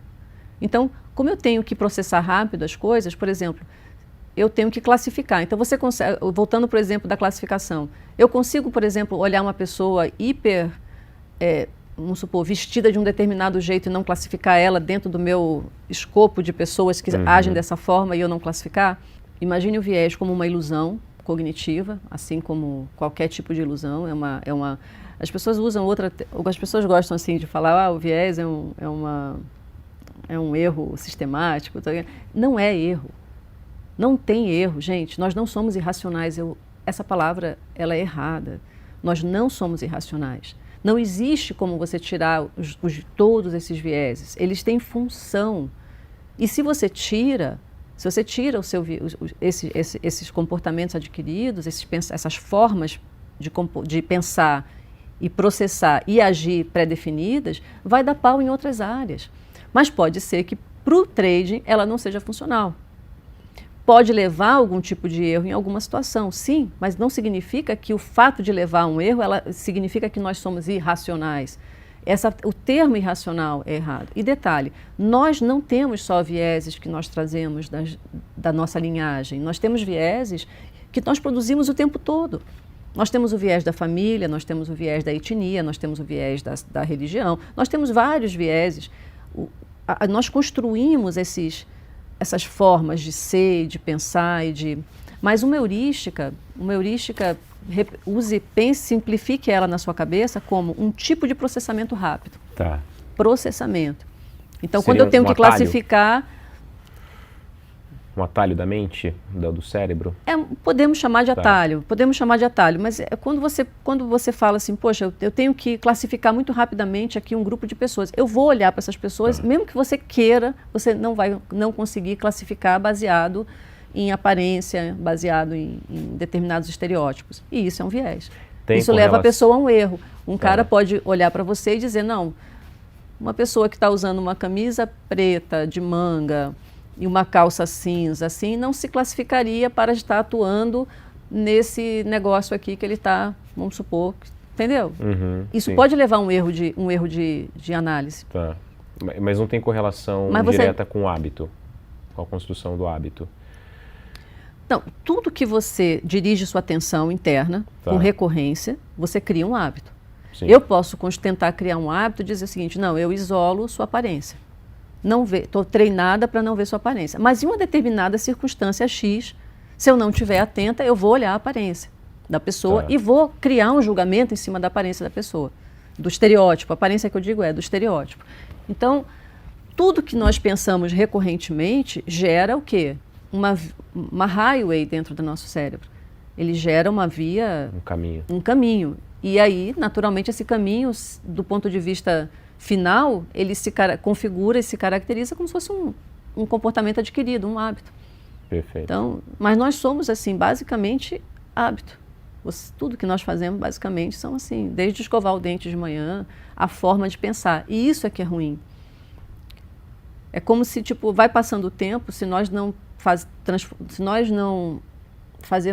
fizermos que os nossos pensamentos passem por um escrutínio de análise o tempo todo, nós vamos cada vez mais nos tornando a mesma coisa. E aí que entra a filosofia, né? Que, assim, muitas vezes a filosofia não como aquela coisa de chegar e abrir um livro de Nietzsche, não, é pensar filosoficamente. É o pensar ampliado, é abrir a sua mente para olhar a mesma coisa de todas as formas possíveis, distanciado, percebendo o quão tendencioso você está sendo para algo. E aí você amplifica, né? Você sai do... Muito bom. Mas o cérebro é muito vulnerável. Aí a gente poderia falar da vulnerabilidade aproveitando a sua história, Gui. Legal. De hipnose. Legal. Não é? Vamos lá, vamos falar sobre... Vamos falar então, Dani, partindo de tudo isso, de uma coisa que eu tenho certeza que é um desafio de quem está assistindo a gente. Mudança de comportamento. Poxa, se eu tenho um comportamento que está me levando a ter um resultado ruim, como que eu mudo o comportamento para que eu tenha um resultado diferente do qual eu estou colhendo? Existe como mudar um comportamento de forma rápida ou eu preciso passar por um processo terapêutico que pode durar anos, décadas, aos olhos da neurociência? Ponto. Eu não acredito nisso. Primeiro, a ciência do cérebro, a ciência da psicologia, ela, durante muitos anos, ela se pautou nos ensinamentos de Freud. Uhum. E o Freud tinha uma visão X de como você mexer num comportamento. A visão dele, com muito valor. Mas, se você conversar com uma pessoa que fez 10 anos de terapia, e ela vai dizer, poxa, eu levei 10 anos para mudar isso. Não, ela não levou 10 anos para mudar isso. Ela mudou quando ela teve um insight sobre algo. Aí ela mudou. Para mudar um comportamento, o seu argumento interno tem que ser mais forte do que o argumento. Primeiro, o argumento interno tem que ser mais forte do que o argumento que te leva a ter aquele comportamento. Então, esse argumento é só seu. Ninguém cria ele por você. Não adianta ter uma pessoa que vai chegar para você e vai falar algo, te dar uma nova ideia sobre aquilo. Esse conceito de, vou ressignificar uma... Tá. Eu tenho que ter uma nova informação que tenha que fazer muito sentido para mim. Se ela fizer muito sentido para mim, ela vai ter a força de fazer com que eu consiga mudar um comportamento. Se esse argumento for muito forte, eu posso sim mudar um comportamento em frações de minuto. Perfeito. E isso não só Vou dar um exemplo de um aluno meu, que ele passou por depressão crônica durante 10 anos, medicado, fundo do poço. Aquele cara que tipo não saía do... Queria até gravar um vídeo com ele, vou até chamar ele para gravar um vídeo. Legal. Ou seja, o limbo da mente. Tá? Um dia ele falou, eu não quero mais isso. Ele decidiu. Ele parou a medicação por conta e ele simplesmente ficou super bem e falou, eu não vou mais ter isso. Sim, da onde veio a força? Não sei, mas com certeza ele pediu, em alguma parte dele, pediu para o cérebro dele essa força, em algum momento ele tinha alguma parte dele que acreditava ter essa capacidade, do contrário também ele não conseguiria. Então ele parou a medicação e ele ficou absolutamente... Quando nós nos conhecemos, ele já estava, né, totalmente bom e ele me contou essa história. E é uma história maravilhosa, porque eu também tenho uma outra história de um outro aluno que era dependente de cocaína durante muito tempo mesmo, e da mesma forma, ele simplesmente decidiu e falou, a partir de agora, o porquê ele decidiu, como ele decidiu, são os processos internos, só ele vai saber. Mas foi algo que realmente teve um poder tão grande, que fez capaz de ele parar a cocaína e não ter uma síndrome de abstinência. Nem síndrome de abstinência a pessoa teve. Tem um amigo meu que ele fumava bastante, fumava muito. E ele teve um princípio de infarto, né? E aí foi pro médico, tudo. O médico, figura do médico, figura de autoridade, chegou para ele e falou assim, você tem filhos? Tenho filhos, já mais velho. Você tem netos? Tenho netos. Você quer ver eles crescerem? O médico perguntando para ele. Falou assim, claro, quero. Então você precisa de parar de fumar agora. Porque se você não parar agora, você não vai ver os seus netos crescerem. Perfeito. Naquele momento, ele tomou a decisão de parar de fumar. Nunca mais colocou um cigarro na boca e hoje ele até se sente mal de estar num ambiente onde tem alguém fumando. É isso. Isso é o cérebro. A plasticidade do cérebro, ela acontece a todo instante e ela é muito rápida. As respostas fisiológicas, essas modificações físicas que nós estamos falando, ela acontece em frações de minutos e horas. É muito rápido. Então, sim, uma pessoa pode mudar um comportamento muito rapidamente, contanto que o argumento seja mais forte do que o argumento que ela use dentro dela para ter aquele comportamento. Só que no trading tem características diferentes. Por que a gente está falando no trading com conceitos de perder e ganhar dinheiro?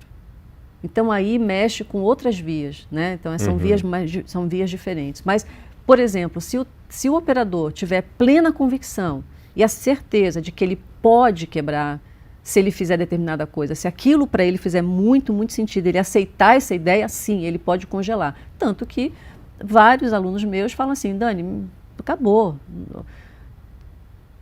não faço mais, não tem mais isso, não existe mais isso na minha vida. Ou seja, nem passa mais pela minha cabeça, acabou, a coisa fez tanto sentido que acabou. Para outros não, sim, obviamente. Então, para ele congelar numa determinada atitude, por exemplo, fazendo um preço médio, ele tem que sim, primeiro, acreditar que vai acontecer com ele, entender que vai acontecer X, o argumento X, e aí isso gerar um comportamento de que, não, eu sou capaz de não fazer. A minha mão congela e eu simplesmente não faço, nem vem mais nenhum pensamento. E quando você faz um comportamento certo e você diz para você mesmo, nossa, foi demais, adorei ter feito isso, eu dirigi uma atenção, concorda que quando eu falo foi muito bom, eu estou dirigindo uma atenção interna para aquele evento? Sim. E quando eu faço isso, o seu cérebro fala, nossa, ela quer mais disso, vamos fazer de novo? Só que às vezes você tem um comportamento certo e você fala, putz, tá vendo? Fiz fazer, mas se eu não tivesse feito, aí você estragou todo o seu desenvolvimento. Muito bom, muito bom. Você estragou todinho, jogou tudo no ralo. Perfeito, perfeito. Hoje, obviamente, eu tenho dias ruins, mas dias de fúria já fazem alguns bons anos que eu não tenho. Só que, de acordo com a nossa conversa aqui, de acordo com essa busca, né, que eu tenho ao longo desses anos de entender mais sobre a mente, e essa conversa aqui está sendo maravilhosa, tá? Eu estou aprendendo demais aqui, está agregando demais, Dani. Eu consigo entender os motivos pelo qual, né, de maneira muito clara, objetiva, que é exatamente essa consciência. E entendendo que isso não é um superpoder, porque a qualquer momento a brecha pode acontecer e a besteira pode acontecer, né? E essa consciência, ela é de fundamental importância para que a sobrevivência no mercado permaneça. Perfeito. Quando você entende a biologia da coisa, você aprende a ter respeito. Exato. Respeito. Então assim, eu não peito, você não vai peitar você. Se você peitar você, eu posso ter certeza que você vai perder. Respeito próprio, né? Respeito pelaquilo que você sabe que é. Então você não brinca com isso. É igual aquele rapaz que é casado, tem uma família linda. Aí uma vez eu perguntei, né, para uma pessoa muito próxima, tem um casamento de anos e anos e anos. Qual o segredo? Você é uma pessoa tão assediada, um cara tão assediado, bonito, muito rico, né? Então todos os predicados assim para ser. Ele falou assim, simples. Eu não olho para o lado. Não dá brecha. Se eu olhar para o lado, eu vou sucumbir. Ele sabe disso. Ele sabe que vai. Só que isso é movido pelo respeito. Ele sabe que vai. Então, ele sabe, o respeito dele é saber que ele sabe que ele vai sucumbir. Como ele sabe que ele vai sucumbir, ele fala o seguinte, eu tenho um plano, eu não vou olhar para o lado. Simples assim. Olha que interessante. Então eu tenho um plano, porque eu sei, eu respeito, eu sei que se acontecer determinada coisa, eu vou ter o comportamento. Por quê? Porque você é humano, é da espécie, você é do gênero Homo e da espécie Sapiens. Se você é da Homo Sapiens, vai ter o comportamento sim. Então, se você respeita a neurobiologia da coisa, você vai ter outro tipo de... Mas só que a pessoa tem que ter conhecimento. Sim. Agora, vamos partir desse princípio aí, do conhecimento. Nós falamos sobre o processo de mudança rápida, que ele pode acontecer, desde que o argumento interno seja muito forte, legal. A vontade, a intenção. Perfeito. Né? A decisão, principalmente a decisão, né? A decisão. A decisão, sim. Né? Inclusive, a etimologia da palavra decisão é isso, né? Você fazer uma cisão, você largar o que tinha antes e começar um novo caminho, rompimento.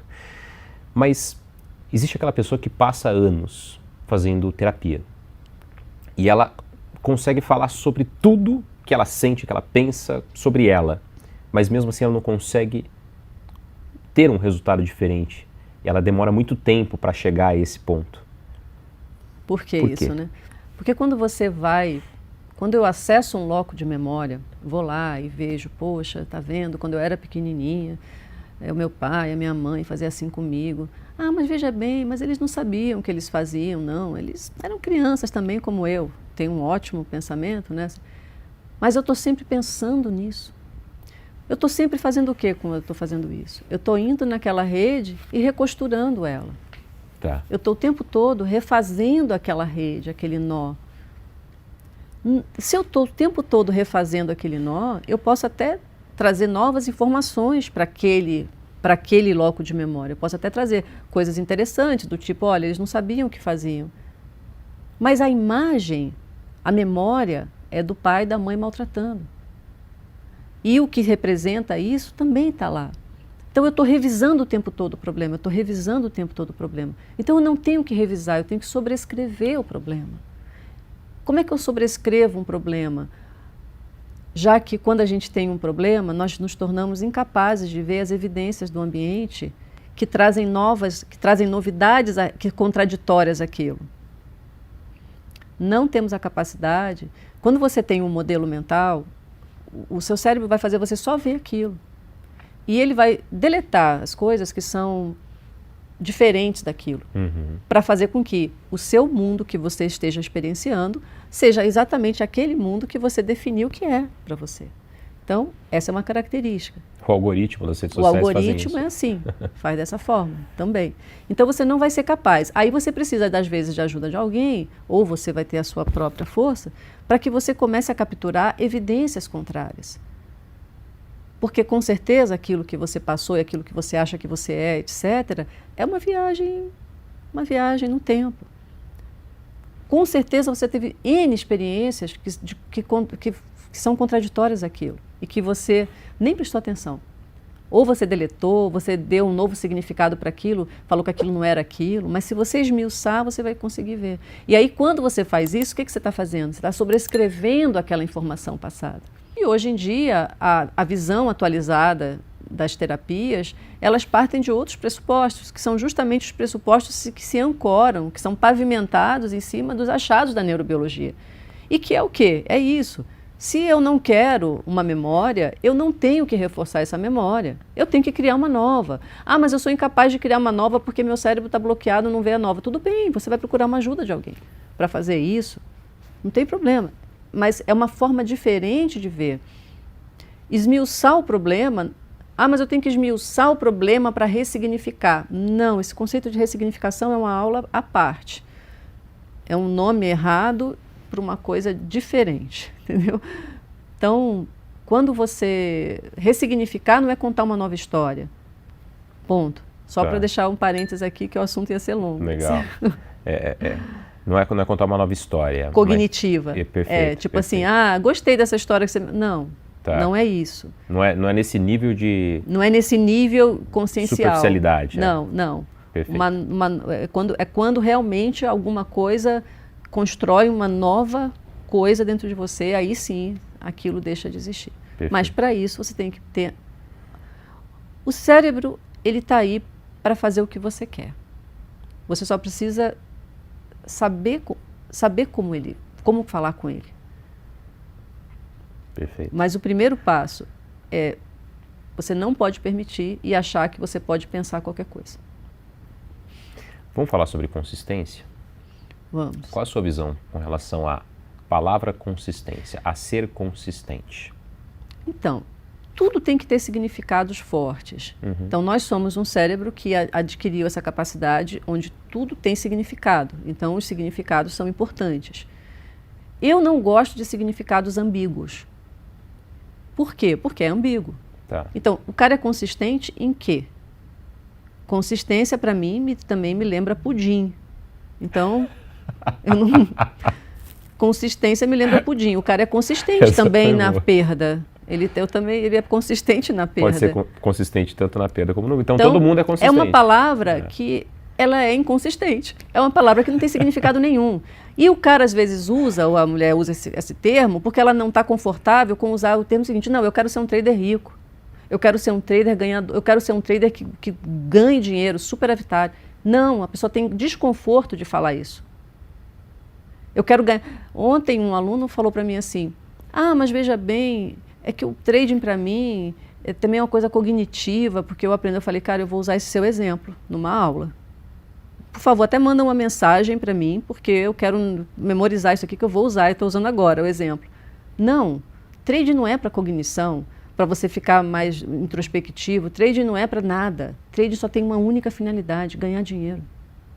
Se esse pensamento não estiver claro dentro de você, e você não estiver confortável com o fato de você trabalhar num mercado imprevisível, sim, não tem ciência por trás, não tem ciência por trás. Se você estiver desconfortável com a palavra, sou um especulador financeiro, você não pode tradar. Os significados têm que estar muito claros. Você não tem que estar no trading porque você quer liberdade. Não, você tem que estar no trading porque você tem que ser louco por dinheiro. E o seu único pensamento tem que estar nisso. Você não está produzindo nada, não está, e está tudo bem. Está tudo bem. Você tem que estar confortável no desconforto. Não tem que nem gerar desconforto. Você tem que estar simplesmente na pele. Você tem que comprar, de fato. O confortável com o desconforto é comprar essas possibilidades todas. Só que até isso é muito difícil, porque todos nós temos um viés muito forte, que é o viés da colaboração, que tem relação direta com a sobrevivência. Quer deixar uma pessoa feliz? Faça uma outra pessoa feliz, não é um jargão? Sim. Então as pessoas, elas não têm o conforto de quê? De pensar no dinheiro pelo dinheiro. Até porque os trabalhos que normalmente as pessoas executam têm relação direta com o quê? Com ela prestar um serviço útil. Você não vale mais quando você é mais útil ou menos útil. Então, isso gera um desconforto, sim, muito grande. Legal. Grande.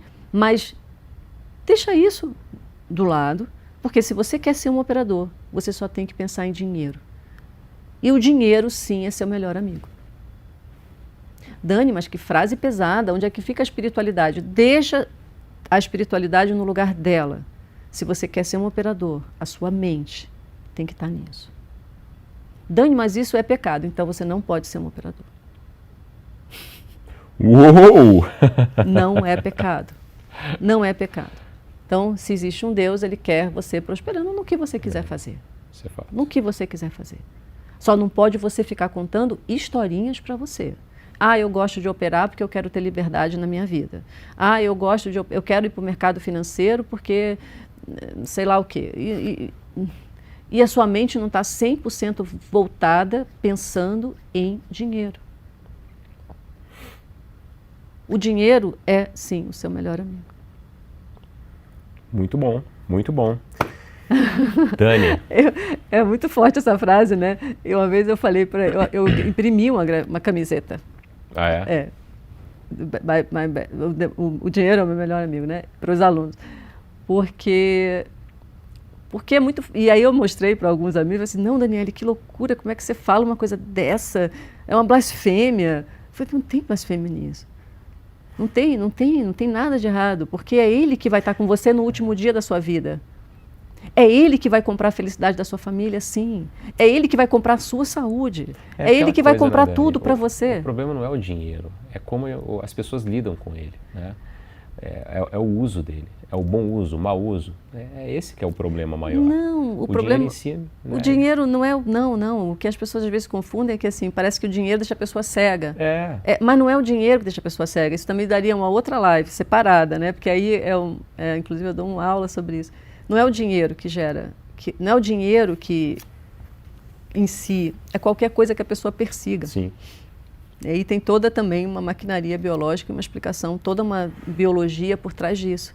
Nós fomos desenhados para perseguir coisas. Todo o cérebro tem uma arquitetura totalmente desenvolvida para ser um perseguidor. E quando você persegue, você se torna um perseguidor. Deixa eu trazer uma outra pergunta, falando sobre a situação ali do trading em si. Nós falamos há pouco sobre a questão do pensamento, né, de você alimentar certos pensamentos, etc. Se a pessoa estiver na frente do computador para operar, antes de começar a operar, ela já estiver com pensamentos negativos, poxa, eu não posso perder, poxa, eu sou incompetente, eu já estou há X dias, será que hoje vai dar ruim de novo? Esses tipos de pensamentos nocivos, o pensamento atrai o resultado? Gente, essa pergunta aqui é tão grande. Bem, não é a lei do cérebro, ela não é a lei da atração, ela é a lei da ação. Você vai fazer aquilo que está na sua memória instanciada. Então, se a minha imagem mental é eu perdendo, é a instrução que está sendo dada. Esse é o modelo interno. Ele quer que você acerte. você vai acertar o que você está dizendo que é. Ele vai fazer você acertar, que é o quê? Perder dinheiro. É acerto para o cérebro. Certo. Porque é um modelo mental, entendeu? Entendi. Então, se você tem um modelo mental, puta, eu vou perder. Porque o medo, o que é o medo, gente? O que é o medo? Quando é que o medo emerge? O medo emerge no organismo quando você está de frente lá para uma cobra e a pessoa sente medo, que sabe que tem perigo. Não é isso? Ou se eu imagino uma situação onde vai acontecer, imagino uma situação que possa acontecer negativa, vai gerar, instanciar em mim o medo. Mas o que é isso? Quando eu tenho medo, eu tenho certeza. Se o medo veio, é porque eu tenho certeza que aquilo pode acontecer. Do contrário, não viria medo. Uhum. Uma criança vai sair na rua, se nunca ela viu um filme, se a criança nunca viu um filme de assalto, nem de roubo, nem de sequestro, nem de nada, ela tem 5 anos de idade, ela vai sair na rua, ela não vai sentir medo de ladrão. Não existe isso dentro dela. Perfeito. O medo só existe porque aquela hipótese é tão factível, ou ela está na minha frente em matéria, ou seja, estou vendo o perigo aqui na minha frente, ele está chegando agora porque é presente, e se ele está na minha imaginação, é porque ele é tão possível de acontecer que o medo vem na mesma hora. E se aquilo é verdade, verdade será. Porque é o que eu acredito. Se aquilo é, aquela imagem mental é aquela que eu acredito e a ponto ela gerar medo, ela é muito poderosa dentro do meu sistema. Porque ela é como se fosse o quê? A fé. Exato. Ela é a própria fé. Exato. O medo e a fé são a mesma coisa. Com sinal provável, com sinal contrário. Polaridades diferentes. Só polaridades diferentes. Muito bom. Falando em pensamento, vamos trazer o assunto imaginação. Só que eu quero falar da imaginação pela vertente da meditação. A meditação, ela é efetiva para o trader? Em que sentido? E qual a correlação que a meditação tem com a imaginação, com a capacidade imaginativa? Vamos lá. As técnicas de meditação, existem duas coisas, né? Na ciência, na neurociência, a gente usa o termo imagética, né? Que é a capacidade de eu imaginar eu fazendo algo. Não é aquela coisa da imaginação, tipo assim, estou me vendo no iate, não sei aonde. Não. A imagética é a capacidade que eu tenho de construir imagens. Tem pessoas que têm mais, têm menos. A meditação, ela não usa o conceito de imagens. Não, ela não usa. Ela usa o quê? A meditação, ela é uma técnica. Muitas das pessoas... Vamos começar do zero. Meditar não é parar o pensamento. Ninguém para o pensamento. Uhum. Meditar é uma técnica atencional onde a pessoa treina a observar o pensamento e não permitir que o pensamento seja aprisionado. O que é um pensamento aprisionado? Eu pensei em algo, vamos supor, tenho que levar meu cachorro para tomar banho. Um exemplo, não é? Veio um pensamento, tenho que levar meu cachorro para tomar banho. Aí eu posso ficar depois pensando, nossa, mas não vai dar tempo, porque eu vou chegar a tal hora, mas e se acontecer? E aí eu crio todo um roteiro relacionado a dar banho no cachorro. Sim, então isso é dar uma sequência a um pensamento. Eu contei uma história. A técnica de meditação, ela faz com que você, durante um tempo, faça com que esse pensamento chegue e você não preste atenção nele, você deixa ele passar. Você atua distanciado do pensamento. Pô, Dani, mas isso é difícil. Sim, tanto é difícil fazer isso, só que o treino da meditação é justamente você sair da concentração e voltar. Vou repetir, gente, é muito importante isso. Muito bom isso, hein? O treino da meditação e que a neurociência estuda e as técnicas de meditação, elas são muito estudadas, já tem mais de 25 anos, com a galera meditando nos scanners, com vários cientistas muito, muito sérios publicando. É justamente o treinamento de você sair do foco e voltar para o foco. É isso que é o exercício. Quando você vai fazendo isso, mas agora eu divaguei, porque você tem uma rede que divaga. Nós temos uma rede default, inclusive o nome dela é rede default, que ela é uma rede composta em várias partes, são vários neurônios conectados, fazendo uma via muito grande, complexa, com várias partes, em várias partes, chamada rede default. Essa é a rede que está relacionada a um monte de coisa, inclusive a essa conversa que vem em emergência. Normalmente essa conversa que a gente tem sozinho, é autobiográfica, né? Ela é sempre centrada no eu. Então essa rede padrão, ela fica ativa quando você está sem fazer nada. Na hora que você está de bobeira, sem fazer nenhuma atividade, entra em ação essa rede. Não é assim? Aí quando você foca em algo, aí essa rede ela atenua, ela fica ela deixa de disparar tanto, porque você está focado. Aí você desfoca, ela entra de novo. Assim que acontece, isso fica acontecendo o tempo todo. Quando você está na meditação... Ela é o software primário. Olha, assim, eu não sei se eu faria uma analogia com software primário. Não, eu acho que eu faria uma analogia com ruído. Tá. Ela é o ruído da rede. É ruído. É ruído. Tá, legal. Ela é ruído da rede. Então, por que existe essa rede default que faz a gente ficar nesses looping, né, nesse looping? Não se tem, existem teorias. Talvez uma das teorias até que é interessante, eu acho interessante, mas é teoria. É que o cérebro, se ele tivesse todo desligado, você não saberia que você estaria vivo. Uhum. Imagina se não estivesse produzindo nada de pensamento, como é que seria? É estranho, né? Sim. É como se você não fosse você. Então pode ser que a função seja um pouco nessa cena. Mas isso é teoria. E tem muita gente que acha que não consegue meditar por conta dessa ideia de que não consigo desligar meus pensamentos. Não, mas não é desligar o pensamento. A meditação ela não é desligar o pensamento. A meditação ela é observar o pensamento. Existem outras meditações que é você colocar um pensamento novo. Você pode. Né? Os hindus, os próprios... Eles também usam, vou usar um pensamento novo. Você pega uma frase qualquer que você queira e você usa essa frase. Sim. É um pensamento que você fica botando no meio, que também dirige a sua atenção. Né? O Ray Dalio, ele até fala, né, que ele gosta de meditar usando mantra, Om. Uhum. Também, você fala uma palavra Om, cachorro, mãe, o que você quiser falar, o nome do seu filho, entendeu? Sim. Fala o que você quiser. Para quê? Para você dirigir a sua atenção. Aí tem um momento que você vai devagar, você vai sair dela. Na hora que você divagou, você tem que voltar. Opa, divaguei, voltei. É justamente devagar e voltar que está fortalecendo a rede. Exercício. Que é o exercício. Muito bom. Pronto, Dani. gente, vocês já entenderam. Meditação explicada em alguns minutos. Meditação explicada, né? Não, podia falar muito sobre meditação. Sim, eu na próxima turma da mentoria, eu vou fazer Só sobre meditação. Vou fazer um workshop só sobre meditação. Legal. Por quê? Porque as pessoas associam a meditação a religião. Exato. Não é religião. Não tem nada a ver. Não tem nada de místico. Não tem nada de místico nem de religião. Até mesmo a hipnose, não tem nada de misticismo. Não, a hipnose, inclusive, é usada hoje no Hospital das Clínicas para analgesia, os odontologistas usam bastante. Por quê? Indo para a hipnose. O que é hipnose? É sugestão. Sim. O poder do hipnólogo? Não.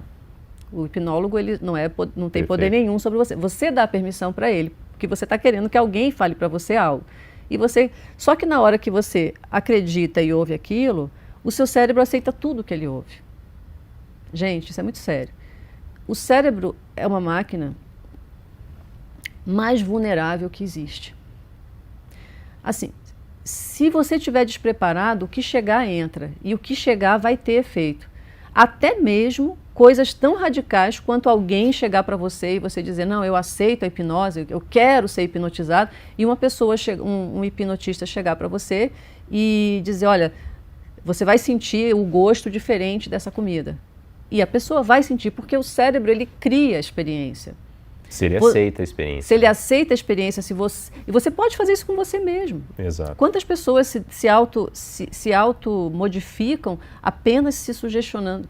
Então, e agora, nós não nos sugestionamos o tempo todo, porque tem uma parte nossa que já tem uma memória e fala, não, isso eu quero, isso eu não quero. Mas quando você fala isso eu quero, acabou. Agora você imagina uma criança de 3 anos de idade, 4 anos de idade, e você falando coisas para ela. Isso é hipnose. Isso é sugestão. Na hora que você fala uma coisa para uma criança, você já sugestionou ela. E aquilo já vai para ela, porque ela não tem filtro, ela não tem aquela barreira, isso não, meu pai não sabe o que está falando. Não, ele não pensa assim. Então, nosso cérebro é uma máquina de sugestão. Então, o importante é você saber usar isso. E sabendo usar isso, cada pensamento que você tem é uma sugestão. Exato. Agora, o hipnotista pode te ajudar? Sim, ele pode te ajudar. Agora, ele vai fazer até aquele ponto. Se você depois der rollback, você dá rollback no que ele fez, no que ele te ajudou a fazer, porque ele não faz nada. O hipnotista, ele apenas faz a fala do hipnotista é apenas como se ele estivesse falando por você. Só que como você não acredita na sua fala, ele fala por você, entendeu? As mães, elas têm um poder hipnótico, né? Porque mãe fala e a mãe fala para o filho assim, olha, bote a camiseta, senão você vai sair doente, vai voltar doente. O filho volta em coma. E o que é isso? Isso é sugestão. Aceita gente, a sugestão, a sugestão é um assunto muito sério dentro da neurociência. Eu vou fazer um vídeo sobre esse assunto, porque entra aí também todos os eventos, por exemplo, do placebo. Placebo é cura, gente. Placebo é cura. Entendeu? Por quê? Porque a pessoa se sugestionou, ela aceitou a ideia. Se eu aceito a ideia que aquele remédio está parando minha dor e eu não tenho contradição dentro de mim, esquece, o cérebro vai fazer isso. Então, o estudo do placebo é ciência quiçá, tem até cientistas que falam que tudo é placebo, tudo é sugestão. Mas o mais importante, um campo de estudo gigantesco aí, né? A mensagem que está por trás disso é você ter a consciência da vulnerabilidade. Então, para isso, você tem que se expor muito pouco. Televisão, informações que não te interessam. Músicas, falas coletivas. Ambiente, né? Você tem que se proteger. Mas tem no sentido de tem mesmo, sabe? Porque, do contrário, a gente vira uma lata de lixo. E a gente vai estar tendo comportamentos do além, vai vir um pensamento do além que não é seu. E você vai chamar de meu. E o pior de tudo, nessa ausência de bons pensamentos, a pessoa está louca por um pensamento para chamar de meu. E é tudo o que você menos precisa hoje. Você precisa hoje definir o que você quer da sua vida realmente. Tem que definir isso. E ter atenção a todos os pensamentos que sejam contraditórios, aquilo que você está interessado nesse momento em fazer. Para se manter no foco. Você quer um exemplo? Eu estou sobre autossugestão, né? Por conta da faringite, da sinusite. Estava com a garganta coçando bastante, tossindo bastante, e como a gente tem um compromisso aqui, eu falei, cara, eu preciso estar em condições ali de poder desenrolar. Então, é muito poderoso esse exercício da autossugestão, de exercitar a nossa capacidade imaginativa. Falando de imaginação, Dani, eu vi alguns estudos científicos já que mostram que as mesmas áreas do cérebro são acionadas quando nós pensamos ou quando nós fazemos determinada atividade. Fala um pouco para a gente sobre isso, por favor. Sim, isso é bem estabelecido. Isso é bem estabelecido na ciência, experimentos super powerful de pessoas muito, muito, muito grandes. Isso é bem estabelecido. Quando você constrói uma imagem mental, por exemplo, sua, vamos supor, você está andando numa rua, estou construindo uma imagem, eu andando numa rua, executando essa tarefa. Os mesmos neurônios, as mesmas coisas vão ser ativadas. Tem algumas diferenças? Tem algumas diferenças, mas elas são, por exemplo, quando você está andando na rua, você está tendo todos os sensoriais ativados, concorda? Sim. Então você tem o frio daqui, tem a luz, né? Você tem um monte de coisa. Mas eu posso imaginar eu sentar, eu consigo amanhã me imaginar sentada numa sala aqui do Gencast, gravando um vídeo. Eu consigo criar essa imagem mental. E nesse momento, quase tudo ali está sendo igual. Tá? Inclusive, esse tipo de treinamento é muito, muito usado. A imagética, né? Ela é muito usada, principalmente no esporte. Sim. Muito no esporte. A visualização mental, etc. A imagem, né? A construção de imagem do movimento. Eu quero fazer um movimento certo, então eu construo a imagem do movimento mentalmente. Então, você está construindo o quê? Eu estou construindo o movimento, dentro de mim. Ayrton Senna relatava, Michael Jordan relata, Michael Phelps, o Ronaldo, uma vez na Copa do Mundo de 2014 aqui no Brasil, ele estava como comentarista com o Galvão. O Galvão perguntou para ele falou, não, ele perguntou assim, tem alguma prática que você fazia antes dos jogos? Sim. Ele falou, não, tinha. Eu entrava no campo um pouco antes, na minha área ali, e ficava imaginando a jogada. Fazendo a jogada. Isso me ajudava. Sim. Então, isso é ciência, tá? Isso é ciência, tem muita coisa publicada e é assim que é. Então, isso é mais um ponto para se ter mais responsabilidade ainda. Legal. Mais responsabilidade ainda sobre sobre o cérebro, sobre Sim. o que você pensa, né? Então, quando você está vendo um filme e está sentindo medo, está vendo uma situação que é fictícia e está sentindo, o seu sistema está sofrendo. Você está jogando químicos nocivos dentro do seu corpo. E aquilo é verdade, aquilo não é mentira. Então, para que fazer isso? Perfeito. Né? Então, não faz sentido, não faz sentido. Ou seja, escolha muito bem as referências que você busca. Dani, se você pudesse conversar com a Daniele, que começou no mercado financeiro, que estava começando no mercado financeiro, só que você, com a experiência e com a bagagem que você tem hoje, se você pudesse voltar no tempo, sentar do lado, na frente dela, igual nós estamos aqui, imagina que você está na frente da Dani, que estava começando a carreira, a jornada. Qual é a única coisa que você compartilharia com ela que poderia fazer com que ela tivesse melhores resultados ainda do que a Dani do futuro já teve? Entenda, tenha autoconhecimento. Assim, adquira todos os poderes possíveis para você ter autoconhecimento e conhecer essa máquina que você tem. Eu era absolutamente cartesiana. Posso dizer assim, eu era uma pessoa que rechaçava. Eu era cartesiana, literalmente. Então, para mim, antigamente, muito antigamente, comportamento era besteira.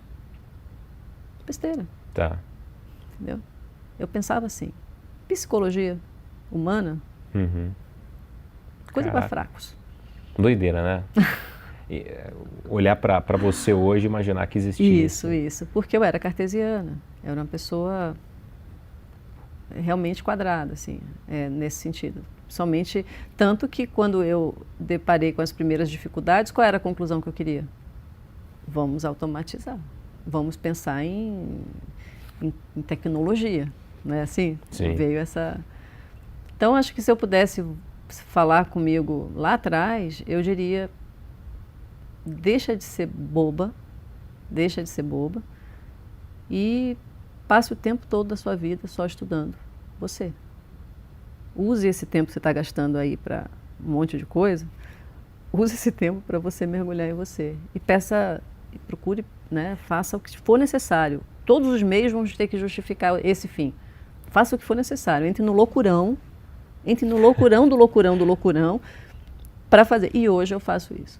Hoje, se eu tiver que corrigir um bug meu, eu sou capaz de fazer qualquer coisa. Assim, eu vou...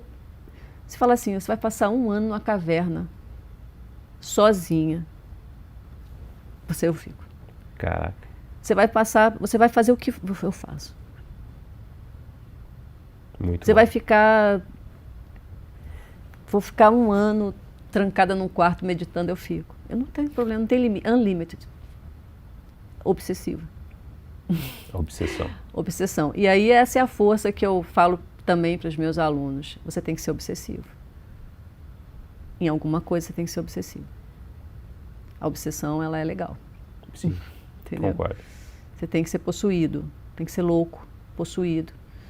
E aí você, quando você quer algo. Eu acho que uma obsessão por uma causa, por uma ideia, te move, te motiva. Te motiva e você dá um foco total. Então, assim, é bom o hiperfoco? Não, o hiperfoco é uma patologia, mas é importante que você tenha momentos que você esteja muito, muito tomado. E para você operar bem, você vai ter que ser tomado. Foco. Nesse Foco sentido. extremo. Você tem que ser tomado, você vai ter que dizer, você vai ter que tomar decisão. Você vai dizer assim, cara, eu vou porque eu vou porque eu vou. Custe o que custar. É essa força que... Mas você não vai sentar na mesa de operação vendido. Tipo assim, chegar lá, senta, abre o profit, né? Naquela maresia, como se acordou de manhã, fez de conta que leu as notícias. Não, esquece. Preparado. Se você sentar numa mesa, você vai estar sentado numa mesa como se você estivesse indo atravessar. Sabe aquela galera que atravessa montanha com montanha, no cabo? É assim. É como se você estivesse indo fazer aquela atividade. Você vai sentar possuído. Possuído para quê? Para fazer o que você tem que fazer. Só que você já vai ter feito isso antes, na sua cabeça, de todas as formas possíveis. Legal. Mas você consegue. É difícil? É, mas você consegue. É possível, mas é difícil pra caramba. Mas você consegue, se você quiser e tomar decisão. Mas não é meia decisão, é uma decisão. Entendeu? Entendeu? Ó, deixa eu te pedir uma coisa. Você não apertou no like ainda? Então aperta, poxa. A Dani vai indicar pra gente agora um livro e um filme, Dani, que fala sobre tudo que a gente conversou aqui hoje, que pode ajudar a pessoa. Nós falamos sobre, né, a referência que o ambiente externo nos traz. Então, um livro que pode trazer uma referência positiva. E filme, não sei se você assiste filme. Não, certo? eu assisto muito pouco filme, assim, Mas muito tem mesmo. algum? Eu só gosto de assistir comédia e desenho animado. Então fala De uma comédia, verdade. um desenho que é legal. Um desenho, assistam divertidamente, é muito legal. Boa. Eu não assisto muitos filmes. Tá, então eu divertidamente. Não gosto. Eu não, assim, eu gosto, mas eu evito, assim, acho legal, mas justamente por ser muito legal que eu tomo muito cuidado, porque ele ocupa muito tempo. E eu não sou daquelas que assiste séries, etc. Tá. Né? Então, não divertidamente.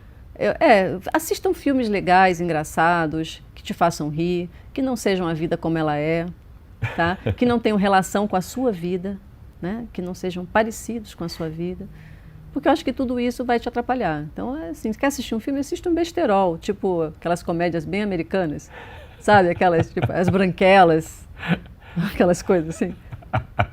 As pessoas Então, pensam que eu sou divertidamente intelectual. branquelas. As pessoas pensam que eu sou intelectual. Não gosto desse papo intelectual. Tá. Agora, livro é complexo, né? Porque são muitas Mas um livro coisas, que, assim, tem uma que... linguagem de fácil entendimento que Os possa livros- contribuir com o que a gente conversou aqui. Os livros que eu realmente amo, assim, sou apaixonada, assim, são livros, assim, mais estranhos, assim, para o pessoal. Mas já me perguntaram isso algumas vezes, eu vou repetir, então, vai ficar monótono porque eu vou repetir, mas eu já indiquei um livro que eu já li 19 vezes. Chama O Lapidador de Diamantes. Legal. É um livro que tem todo um ensinamento, quer dizer, uma história budista que está por trás, mas é um livro que você vai lendo, ele vai ensinando bastante O coisa. Lapidador de Diamantes. Uhum. Você lembrou o autor? O Ganesh é o nome dele lá Tá. Mas é fácil achar. Budista. Não. Legal. Assim, esse livro pode ser que você leia também, não sinta nada. É que assim, é muito particular, né? Eu posso ler um trecho de uma coisa e fazer todo sentido para mim e você lê, não faz para você. Então é um negócio particular. E os livros técnicos, mas eu, por exemplo, eu não leio muita história.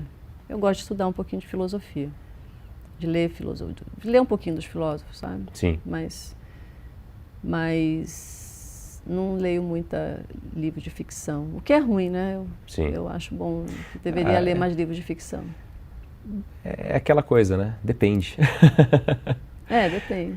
Nós fizemos um episódio sobre estoicismo com o Storm, inclusive foi o último da primeira temporada, que ficou espetacular. Você falou que gosta de filosofia, né?